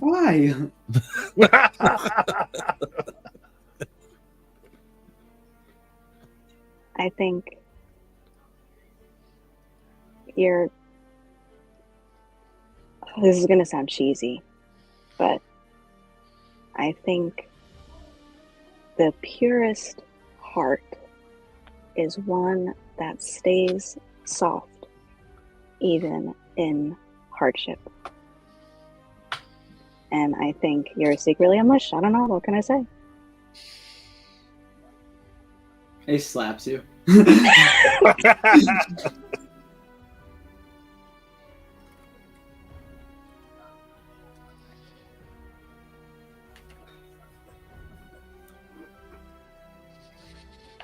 But yeah, that's the only thing I wanted to. Yeah, absolutely. Yeah. Is there anything else? That's what I was trying to do with all the moments to give everyone. Yeah, I realize it now. So, is there any other thing anyone wanted to throw in before we transition to building the new world as we talked about? I'm all good. The only thing is, once Wise saw Nayland takes Kelly's hand and registered that she's in a black robe, also, you see a bit of complication and jealousy go across her face as we head into this next world. I see nothing. No, but the audience does, and that's who she's looking at. Who are you looking at, Lies? They know, Peridot, they know. Who's they? Canonically, Lies is aware of the fourth wall. That's so fun. Oh, all right then. And with that, so what we've talked about before in some of our pre-sessions and on Discord was that we were going to go through, because we are playing the Daggerheart system, and we were going to go through and actually grab a frame out of there and mess with it a little bit and choose that as kind of the next deal.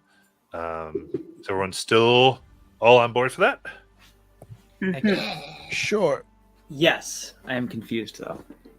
What are you confused on? And I just don't really understand what it fully entails. Okay, I perfect. guess that's what I'm saying. So you're like, yeah, whatever, let's go. Perfect. So It sounds fun to me. I just don't know what the process is kind of what I'm saying, but it sounds fun. yeah. So we've given a few hints. We kind of know a little bit, but we'll move in now. Remind me, because I know we had done a lot. Well, people were inputting upon what one sounded good.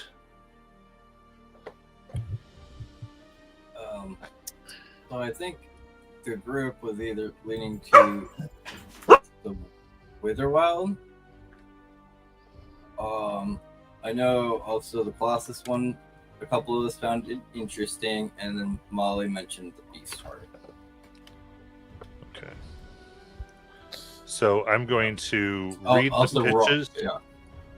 I was going to read the Robin. pitches to those three, Okay. and then we can talk about it. Does that sound good? Were you trying to say something? Robin did mention the 5 banners. I forgot. Oh yeah. So all of them, every single one. Yeah. Just All three of them. Let's throw Umbra in there too. Why not?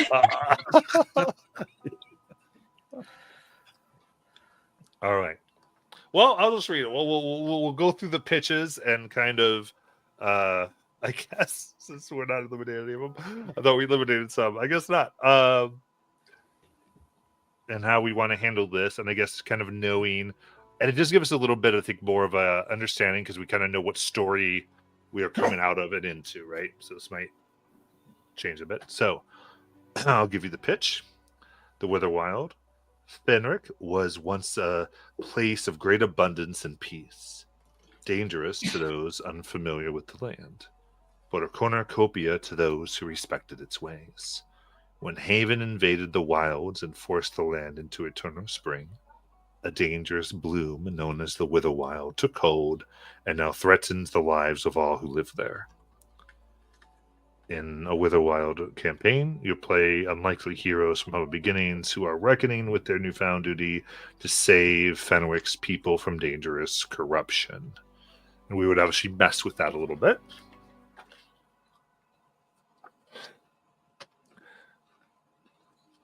And then Five Banners building is 5 years into an armistice that ended a decade of warfare.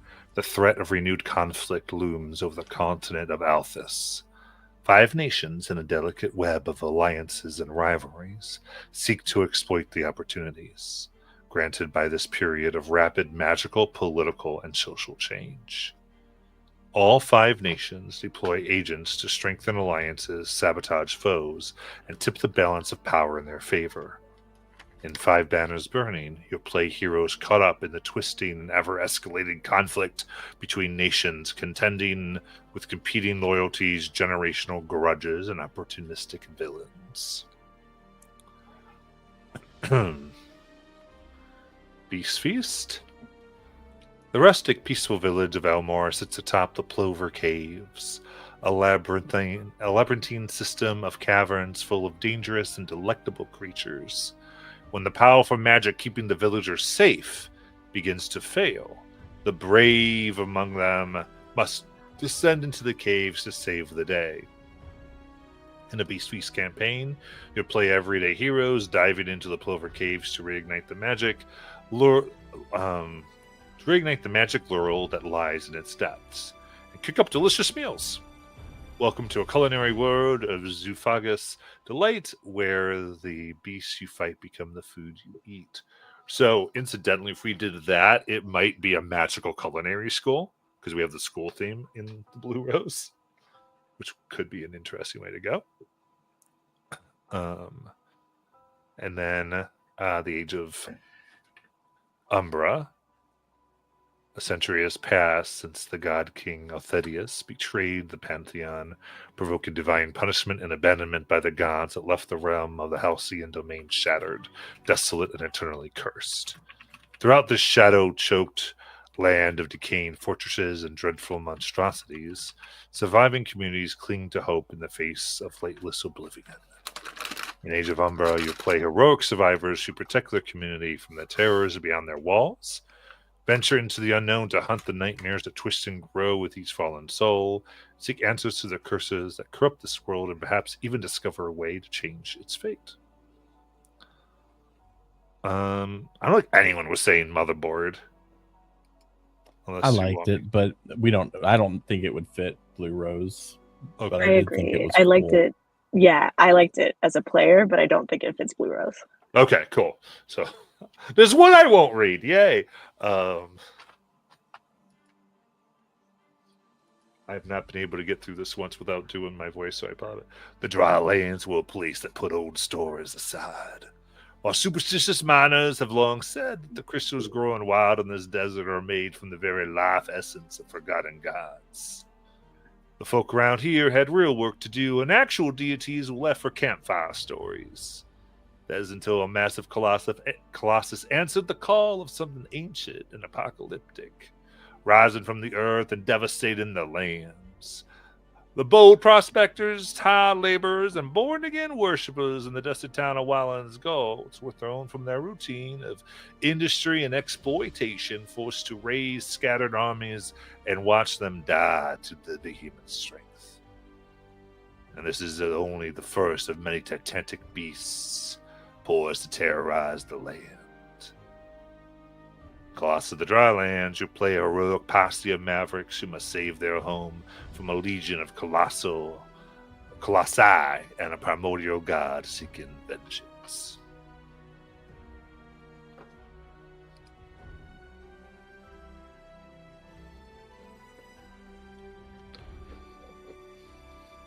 All right, so now hearing them once more, any that kind of hit to where we are, things we did today in this session that kind of point more clearly.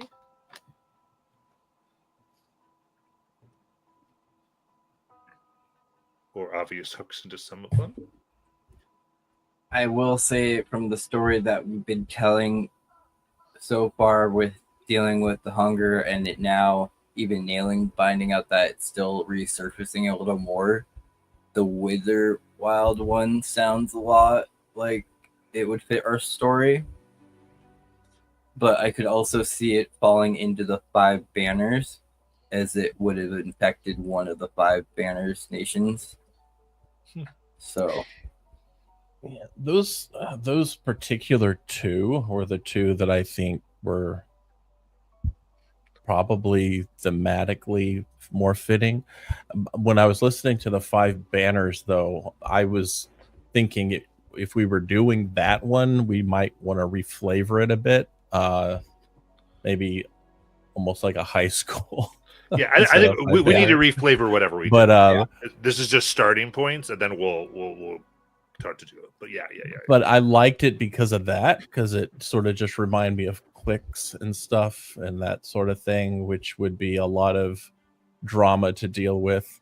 I also do like the Withering one because I feel like the depending on how we do the corruption stuff, it might lead to some fun what's the right word, transformation type features for us. But yeah, that's my thoughts.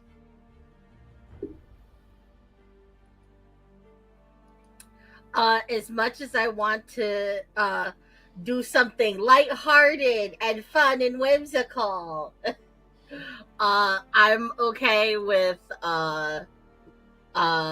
going to a dark place yet again. I agree that the Witherwild and 5 Banners Burning sounds like it fits the direction we're going a little bit better.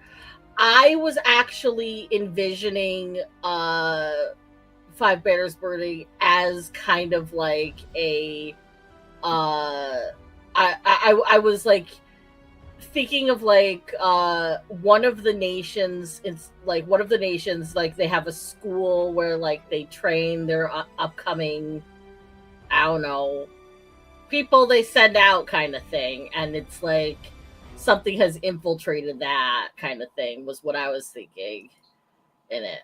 But I do like that idea you had about it being cliques.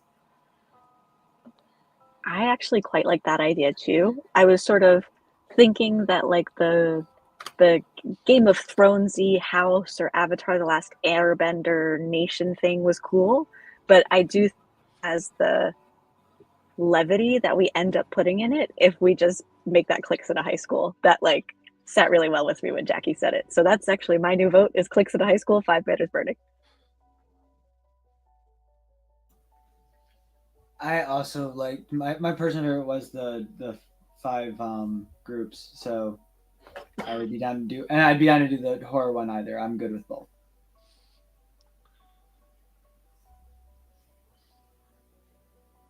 And I guess whichever one we pick, we could always pick the other one after. So Correct. There's different worlds. Like we could over to give Molly something, I guess. Like we could really decide like, hey, let's have a period of a little bit more frivolity in our road story. Yeah, and let's go to that's a Beast good Feast at some point. Possibly not now because I think it was where everybody is, but I think that is something that we could definitely do. But because it's sounding. So I mean, are we all in on 5 banners burning? I'm I not. like the idea. Yes.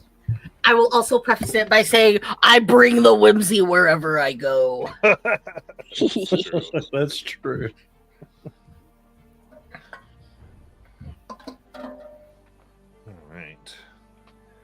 So, in that case, probably for this would be to help us do our edits and building.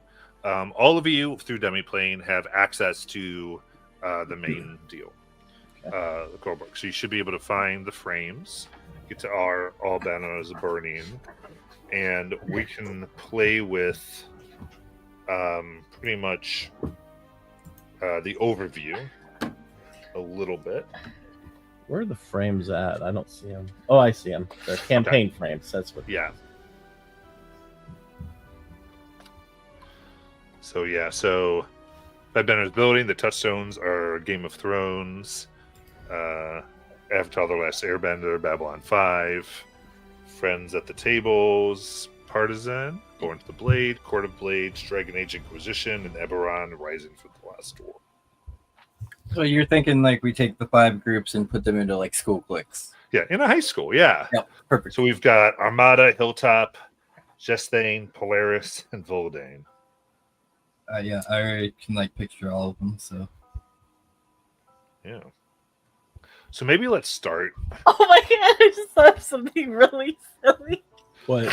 What? Armada are the jocks, and they're the sport is what's the sport? It's rowing.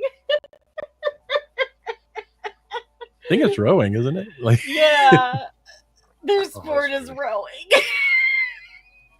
Okay. It's Cool. both. Hold on that. I Both. like that. Yeah, I think that could be very, That very, fits very good. well. Well, yeah, because it's naval superiority is their whole thing. So what I wanted to say is the story of this score class. What kind of popped out to me was this idea that this is because like in the background is that conflicts might reignite rather, through everything, and this school was some type of attempt for peace, right? Given what this poll is on, the last best chance for peace. Banner burning 5. And therefore the people from the different nations have come here, and this is where they're trying. The idea was that people would meet each other, do school things, and therefore have more of some type of connection, view people maybe in a different way. But obviously high school is happening, things are going wrong, things are kind of nuts, and we could decide like what has happened in the school to make it that way, or what the culture of the school is because of that. But what do you think of that as a premise? I really like it. Sounds good. Agree. Yeah. Okay, so this has been a grand school experiment because it's been about 5 years into the armistice, so in a few over 2, and that's also the school in trouble is potentially something's happening at this school that's going to blow everything up. Here we already know that the hunger is all about hopelessness, so and the blue is about hope, so the symbol of hope has the potential of dying, so that's probably some of the pull there. Okay, so Armada are the rowing jocks. yeah, like a yacht club. Yeah. They just seem very. I just thought of it because I was like Armada, pirates turn merchants, boats, rowing. Let's go the culture that they've brought. They've made it a big deal, and they like to beat everybody. I will say, Really looking at competitive. these, Justine and Polaris seem very obvious what they should be. Like, Justine feels sort of like the kids who break the rules, kind of like the class rebels, and Polaris feels like kind of the nerds, the techies, or the chess club sort of thing going on. But that's just my feeling when I'm looking at him.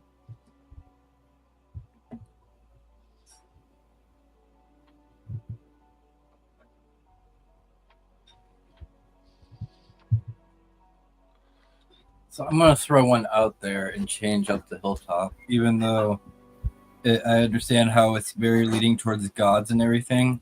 Mhm. But I'm gonna make this one more occultist leading. So it's gonna be like a group of kids that are like the outsider kids, and maybe that's how the hunger got there. Even because they believe in like occult stuff. They believe in like Cthulhu and these entities that aren't from their world. And this group of like high schoolers have like got together and started like practicing like things that they don't even know what they're doing. Okay. Almost like the access to the gods has broadened their horizons to different places. Yes. Voldane looks like the. I mean, I'm just throwing one out there. Go ahead. Sorry, I was gonna say Voldane just seems like the popular. Yeah, and not just that, traditional- like the ones who would be like not only super preppy, but like this school used to have standards. Like, yeah. their families have been here for ages. They probably still wear the school uniforms from 200 years ago. So this was a Valdane only school potentially Possibly. at one time, right? Because this has been the peace. This is the idea for peace, and Valdane have this, and they put it out to all the nations to try I to like make that, this, yeah. but it was their school. They, Now they, it's not, they it's like everybody's offered school. they offered up the space as like we are the most courteous, the most generous, because we already have this beautiful, fine, prestigious place of learning. Yeah, seems like a nice thing, but a subtle flex. But I think you were right, Molly. Armada seems like the frat boys of the school. All right. So I think on Hilltop, what are we gonna do? Because this is what I'm assuming. I'm assuming we don't want one of the houses to be like the villains or anything like that. I don't want to say like villains, but like their curiosity about that stuff. The But like curiosity, maybe okay. that's how the hunger got into the school, is because their curiosity of knowing these other entities, and like because I saw how like they explore the gods and everything, but our story doesn't mess with the gods. Correct. It messes with other things. So I was like, maybe their exploration of these other entities out there of like hopelessness and all that somehow brought the hunger here, more or less. And I That makes sense. noticed they have allies and enemies, Mhm. which are interesting. Because I think with Hilltop, aren't they allies of like the preppy kids that were Yes. Voldane? Yeah. So that could be cool. Yeah, and Armada. And then Oh, no, I'm sorry, no, sorry. Armada's their enemy. Armada, like Yeah, correct. I think Armada and the Rebels kind of do work together a little bit because they're like the party kids. Yeah. I could see them right. throwing Armada some is major allied cool with parties. Justine, yeah.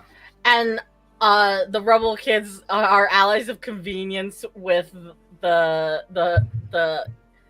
smart kids because they Yeah. need to pass their classes The rebels somehow. are with the techies. So okay, so Hilltop is allied with Valdane, so the popular kids. So that could be where The they got it. preppies. Yeah. Yeah, the preppies. Well, yeah, I guess they are the popular kids, the preppy populars. Correct. Yeah, the ones. This is our school. And they would have probably the information of like all the old secrets of the school. Like if their families have been here for years, so that could make sense with them Yeah. wanting to ally with Hilltop. Why they were able to get access to the secret rooms and Yeah. stuff. Yep. Also, just an idea, but instead of having like one of the individual cliques like the evil, it could just be more about like who amongst the cliques have been infected by the hunger. Sorry, Ace, you really cut out. I can't understand. Oh, sorry. Is this better? Yes. Oh, okay. It was just an idea of instead of like one of the cliques themselves being evil, it's more of like who amongst the people in each clique has been affected by the hunger. Yeah. All of them have been touched by it. Oh, I like that we want to keep the story where all of them are having these issues. I think that's good. And it's like somebody in each of them has been touched. Yeah, By and the then hunger. it's kind of a thing of like who in each one. I like that. I've been very quiet, just chiming in to say I love everybody's ideas. Great. So like I'm just thumbs upping. I love it. And obviously there are other cliques too that could probably fit in some of these. Like if anybody has any they want to throw out there, but yeah, new things we want to add. One thing I'm looking at is because Valdane and Polaris are ideological rivals. interesting. So That makes sense though. yeah, and so I'm thinking of this way almost of old money and new money. Mm-hmm. So Valdane, this Ivy League, old stuff, and Polaris, like the tech schools and the new way to do things, like at least those vibes of because both have power. This is the way it always worked, and Polaris this is the way it worked now, or it can work now. Especially with one being at the other school.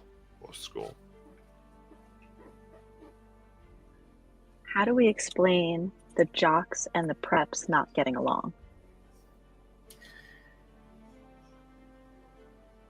That's a good question. Let's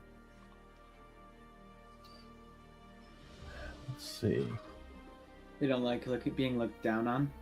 Yeah. Well, it was founded by pirates turned merchants. So this idea they're criminals. Yeah. The jocks? Being looked down on. Yeah.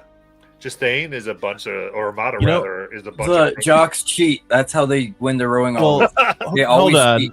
Yeah, because think Well, about it. they're That's from why no, they're their preppy guys. background. Hold Yeah, on. right?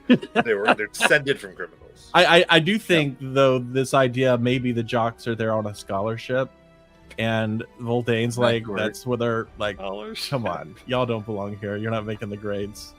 We know the Yeah. teachers are giving you A's. Okay, yeah, so they're kind of graded differently because of that. So part of the treaty to make this was that Armada gets more credit from phys ed than academics. Oh man, that would be 90%. so. That would be so like aggravating for like. But they still have to anybody be in the else. classes. So they 90% don't of their try. grade. Yeah. And like it like one person from any I would probably say somebody from Voldane or Hilltop would find that out and just immediately put it on blast, and everyone would just be mad about it. I like it. That's very fun. And then obviously Justine would be like, yeah, well, why shouldn't they get a pass like that? because like they're the rebel kids. They should be handing out free passes for everybody.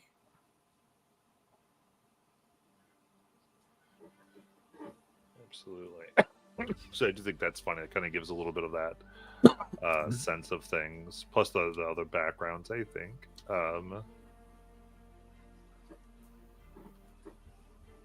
And so the crisis here is that, like, if the school goes down, everything kind of goes down. Wars can erupt. There's certain things can't quite. If there is, which means they probably have interesting ways to settle disputes that everyone needs to abide by, and that many are jockeying for political future here as well. If that makes sense. There's all those things while being teenagers. Just a nice goal. Yeah, because I could see like some of like the like some of like I feel like every single one could easily have like that one family who is like super dedicated to like the old way of things and pressuring them into you're not here to make friends. You're not here to be empathetic. Right. You're here to make a name for yourself, then come back and do what has to be done. Yeah. Which is find out the weaknesses of everybody else. So there's probably like a general good. There's potentially this room for, I guess the programming at the school to kind of be fighting against itself. So there were voices that made competitions that are clearly not productive to try to be peaceful. And then there's some that are. Yeah. So because there was probably disagreement even at the top and different voices that have gone into it, and especially during that.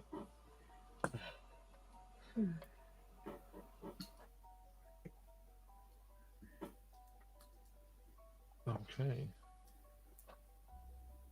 So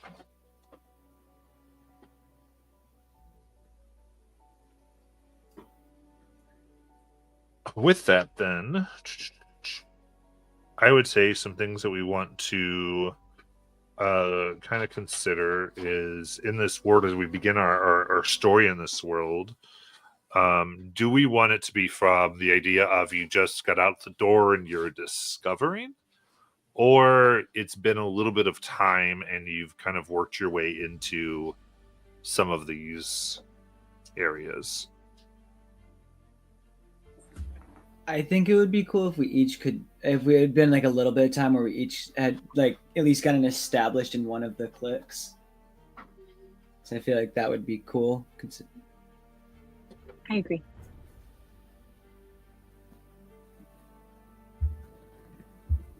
I think so too, because I feel like we did the whole landing in things like and not knowing what's going on with the Greenvold school, as well as the Regency land. Yeah, so we've kind of had this fish out of water stuff. So our story is you are in this place. And in addition, I think one story element we could work into it is with the Rose Network up, you are coming in and being like inserted into the world. So some knowledge does kind of come to you, or you learn it very quickly, depending on like how you envision that with your character. And people accept a certain identity that network, or like at least a background the network gives you. So if you were Armada, there somehow people think you're from this family of Armada, as though because it's magical and the network can do cool things. Does that make sense? Mm-hmm. Yeah. Like something we want to do. I think Daggerheart the system is also really conducive to like backward storytelling. Yeah. Like I think there's a lot of moments where you pause and say like, what do you think this looks like when it first happened? And I think that's going to fit in really well. Yeah, when we do these pauses, we're going to build what did happen in these lost weeks together, right? Do we come in with that story? All right. In that case, you're going to want to look at the communities, because part of what we want to do is really try to play these frames out a little bit to really Daggerheart was kind of what we were saying. And so that's things with the Highborn and Orderborn, the Ridgeborn, Underborn, and Wildborn. They all have different things and questions, right? For Highborn, Orderborn. And remember, you are, even though you're coming from these different families, that these I guess cliques that we put out, these other ancestors still play into that. So you could be a Highborn of the rebels and whatnot, right?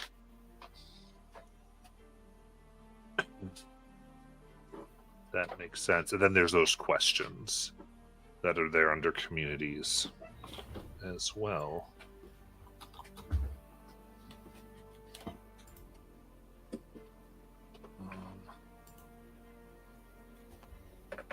Is everyone finding that and know what I'm talking about? Yeah.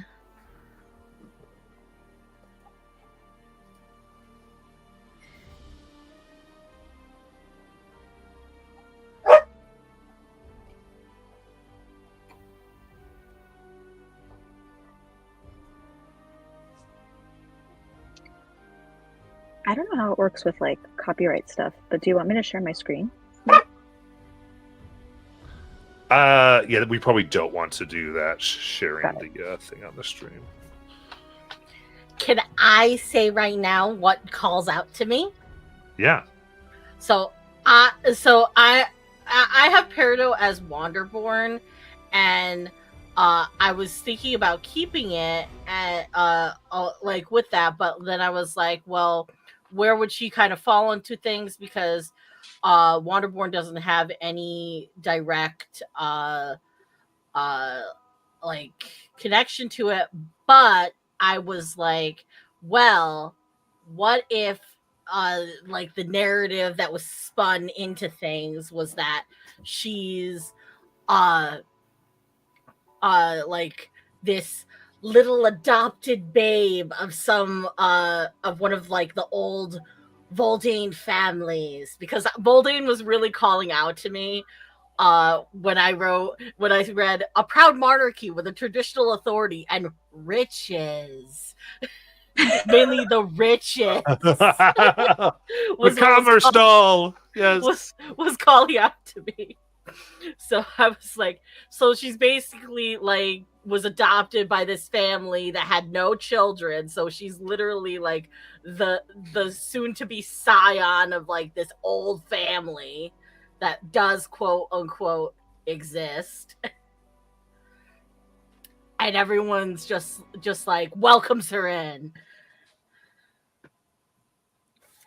I like it. And one question I think I would like everyone to work through is, you've made a big thing with like the robe arc that we just did with on Kryn, and how that might influence, how that might make it different than what maybe you would have been thinking your character would do before the Rose arc, if that makes sense, or the robe arc.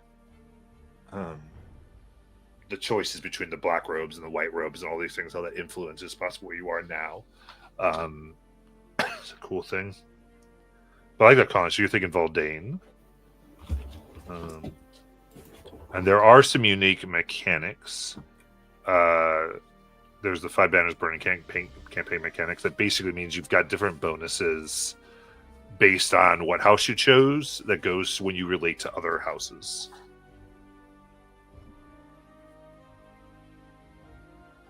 And we can kind of mess with those. And I think as people choose their houses, you can kind of work those to be your appropriate into the high school frame. So, for Lies, I mean, I'm going to lean towards the hilltop as her house.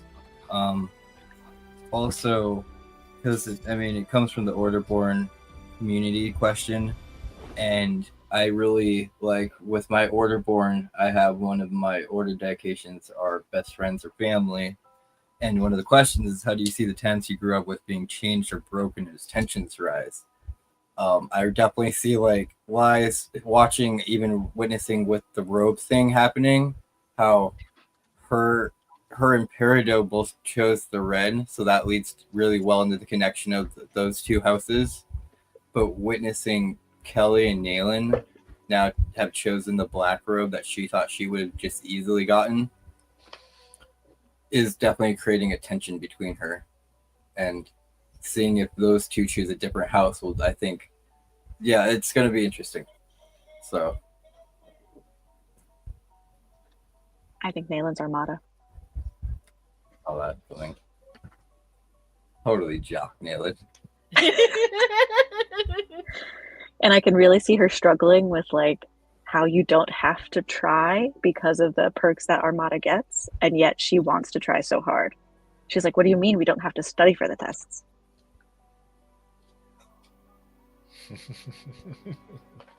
Oh, so it kind of works against her a little bit, like in a sense.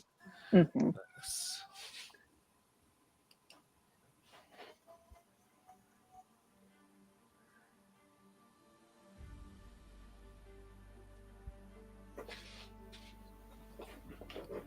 Okay. So as everyone keeps onto that. Also, Some Jackie, if you have a preference, oops, sorry. Yeah, go ahead. I was gonna say, Jackie, if you have a preference for one of the other two houses, I don't really. So you can choose. I don't know if we're overlapping it as well. I don't think it matters, but if we're not, you can.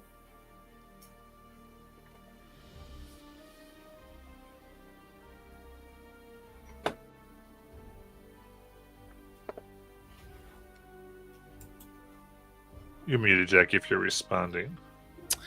To be honest, none of this really fits her anymore. The only one that was close was Armada, and that's because I have it literally baked into her character experiences. But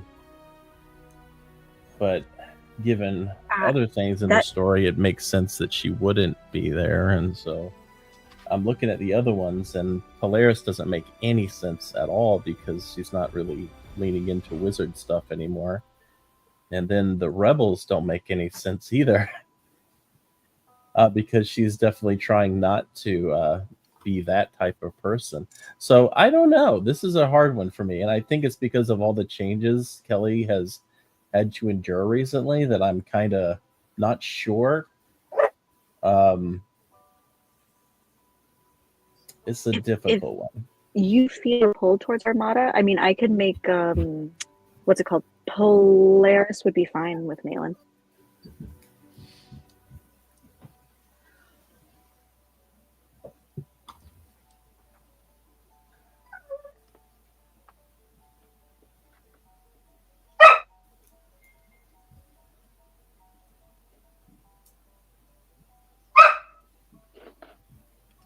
This is a little weird because we're kind of, I just realized that's what we're doing. We are basically creating an origin in the world here. Yeah, or whatever the what the could have placed you in whatever. And so one of the themes you can play with is is a sense of how do I deal with this now because I had to go somewhere, right? I had to have some type of thing here. And how Kelly might uniquely navigate that.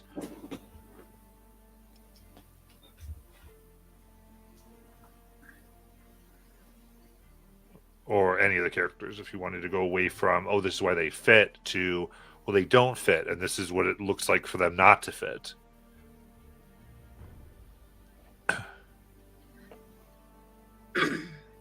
And like, if it helps at all, for me, when I was thinking of like fitting Peridot into things, Voldine wasn't my first choice of like the ones we were thinking of like the backgrounds we were thinking of, because I was actually thinking with Hilltop, but then I was like, because of like their connection with the gods and everything, and at least like just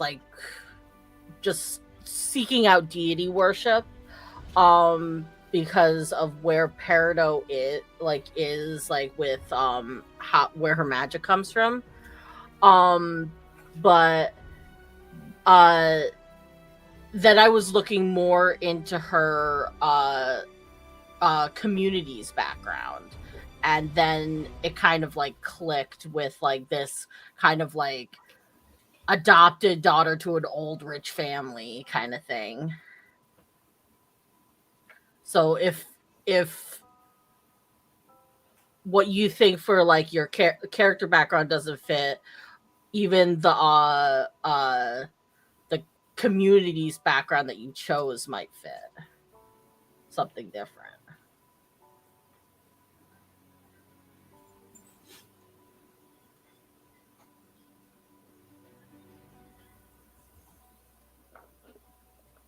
But if somebody else has something they want to do, go ahead and do it, and or we can just keep going here. Kelly's just in a unique position here, and it's a little weird to build her into what we have right now. So I might have to really think about it, because So the other thing too is we built these. So the fundamental premise behind when we're building together is we're building something we can all play. I know, and So what I'm saying is, with feel the new free Kelly, to- it's hard right. for me to do that. I So was what I'm not saying is, feel thinking free about. to look now and go, can we make a change to one of these so that Kelly better fits? Is what I'm trying to say. Can we mess with this a little bit? That's what I'm trying to say. Is that since we Cool. said we weren't doing that at the beginning, we can go back and go, okay, what if we, pulled a wire here, and what can we insert into this, into one of these to make it work better too? Because we're just, talking. Yeah, because I definitely see what you mean, Jackie. Without wanting to say, your character's blind now, and Yeah. doing a rowboating thing in Armada would not make sense at all. Correct. So, like, I mean, there Rough would, thing to but say. wouldn't. Yeah. Like, as a team, I guess it would, because you could just be rowing. For sure. But The one who calls out the beats. yeah, And well, she's also a cheerleader, though. we could And change I it to could- cheerleading. I mean, even like our debate. We could have the Armada be more of a debate-like type. Like that's Here's where my they go. feeling right now. Either she needs to, because I'm of two minds. Either she needs to lean into what she loves, which was her cheerleading. It's what's familiar to her, so that she knows she hasn't changed. She can still do the thing she loves. Or on the flip side, she needs to be put in a situation that is completely foreign to her and deal with having to be the person there who she used to pick on. And they both could make narrative sense. So I think I'll just go wherever whichever one isn't Well, picked. Well, and I I'll mean, do with that. that, if we want to stay, what if you were to go into the hilltop? Because that's kind of the girl you used to pick on, right? Was like Esther, right? The kooky, like occult girl, the spooky stuff. And then Wise could even then go into either Polaris or Justine. I think Lies is perfectly fine with Hilltop. What I'm starting to think is if, depending on what Ace wants. So based on the last two houses, which one does Ace feel like he wants to do? I'm good. Whatever you think fits better. Yeah. All right. I'll add too that the description for Polaris, this progress focused, I know wizardry stuff isn't really where Kelly's at, but this idea of it sounds like the Slytherin angle that was in your speech about taking the black robe. This idea of being ambitious and so focused that you're embracing this darker side of yourself. That could be a connection there. Yeah, I think there could be a narrative there with being forced to be with the quote unquote nerds in this high school environment that will be very difficult for her and might be a good narrative arc. So I think we could lean into that and it might work. So Cool. Then That's I'll fine take with just saying. Sounds cool. Just to make sure they're like the rebels, if I got that right. I didn't remember. Yeah, what yeah. sound is that, Yes. so we should, sorry. Yeah. I see them graffitiing things and stink bombing places. Then yeah, I think that works good for Ace too, especially with the fact that he just got the white robe and he's kind of trying to reconcile who he was with who he is now.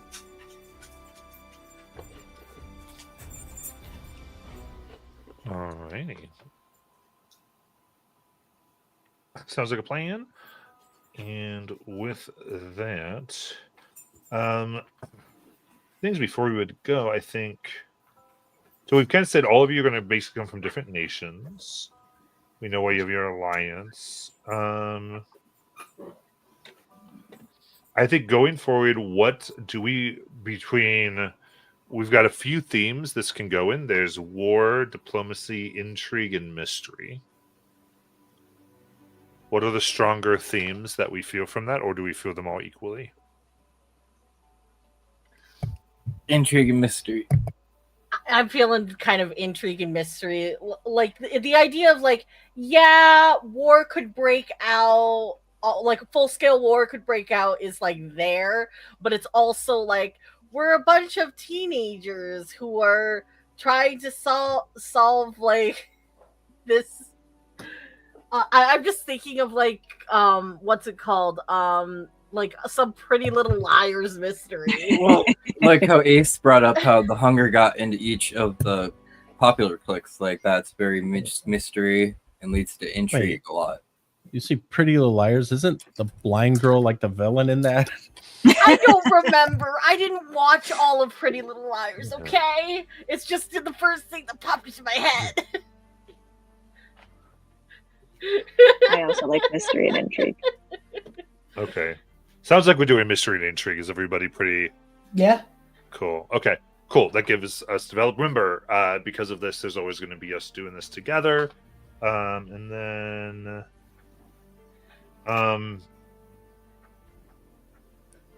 do we want? Oh yeah, see. I feel like I turned this way, but it's not my place. Do we want any conflict between the PCs because of the houses? I would be fine. Sorry.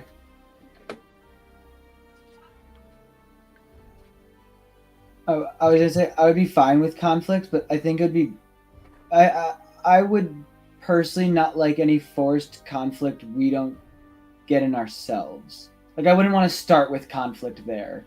Just Right. total Yeah. So I'm not going to go. You all are fighting. Why are you fighting? Yes. I'm not gonna be any of that. Okay. Yeah. Cool. Okay. I just want to make sure that there's not. Yeah. Then Oh, if perfect. there Yeah. ends up being conflict, I'm totally good with that. Yeah, I do think the only thing I'll say that would be right off the bat is that Kelly will definitely be jealous of Naylan right now because she's basically living the life she used to, and that's going to be a challenging thing for her. So she might take it out a little bit on Naylan. Excellent.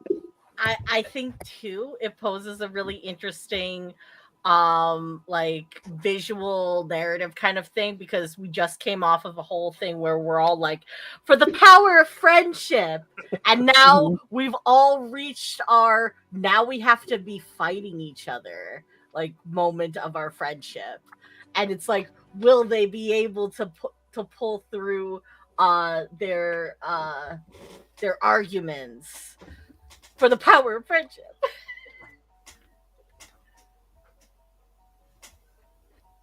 Yeah. I like that.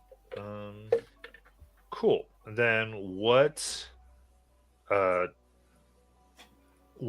some safety ways we want to make sure we negotiate any of those conflicts as they occur?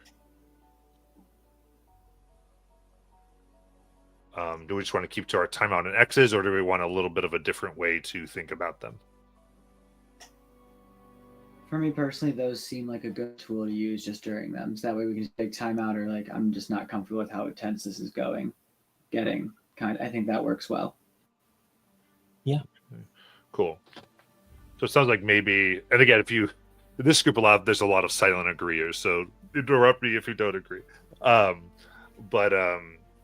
It sounds like, hey, we're going to time out if we get confused about this conflict, if we don't know, or if, I don't like where we're headed as Blue Roses because of these conflicts, we'll time out and we'll figure it out together. Go ahead, Molly. I had burped and like it got caught in my chest. I'm sorry. But no, I agree with that. I think even though we kind of are all like I think we're all really we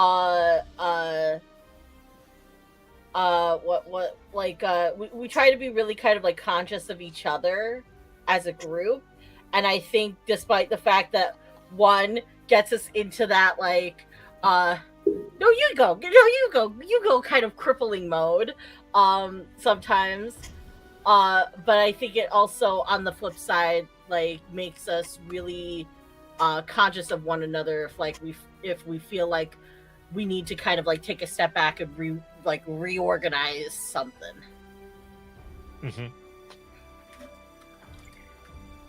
I agree very much, and I think that Daggerheart, and I think Matt does it really well, where it sort of like makes it possible for a thought to stay hypothetical before it becomes reality. Like, I think, Matt, you do this a lot, where you're like, I think it sounds like this might happen. How does that feel with you guys? And then we kind of all get to agree or disagree. And I think that would work well with these situations where it's like Nayland's feeling like she's about to stab Kelly in the back. Would that be okay? And then everybody gets to say yes or no. Okay. I like that. If everyone else does, this idea of as we're doing potentially maneuvering, if this happens, we're going to kind of give away that a little bit. What does everyone think? I like it. I like it a lot too. Question for Blue Rose. Hmm? It's been forever and a day since you guys updated your minis the last time, because that was like a year ago. And I never painted them because you went right over to Daggerheart, whatever the fuck it's called. Are we doing new minis? I can send you a mini. Fun. I haven't updated mine since Monster of the Week. Yeah, that's kind of, and neither is Ace. Yeah, I'd love to update it. So Okay. if you Paradise want to doesn't spend even new have a ones, shield just, anymore. Throwing that out, because now we're getting back to you guys wanting maps after a year.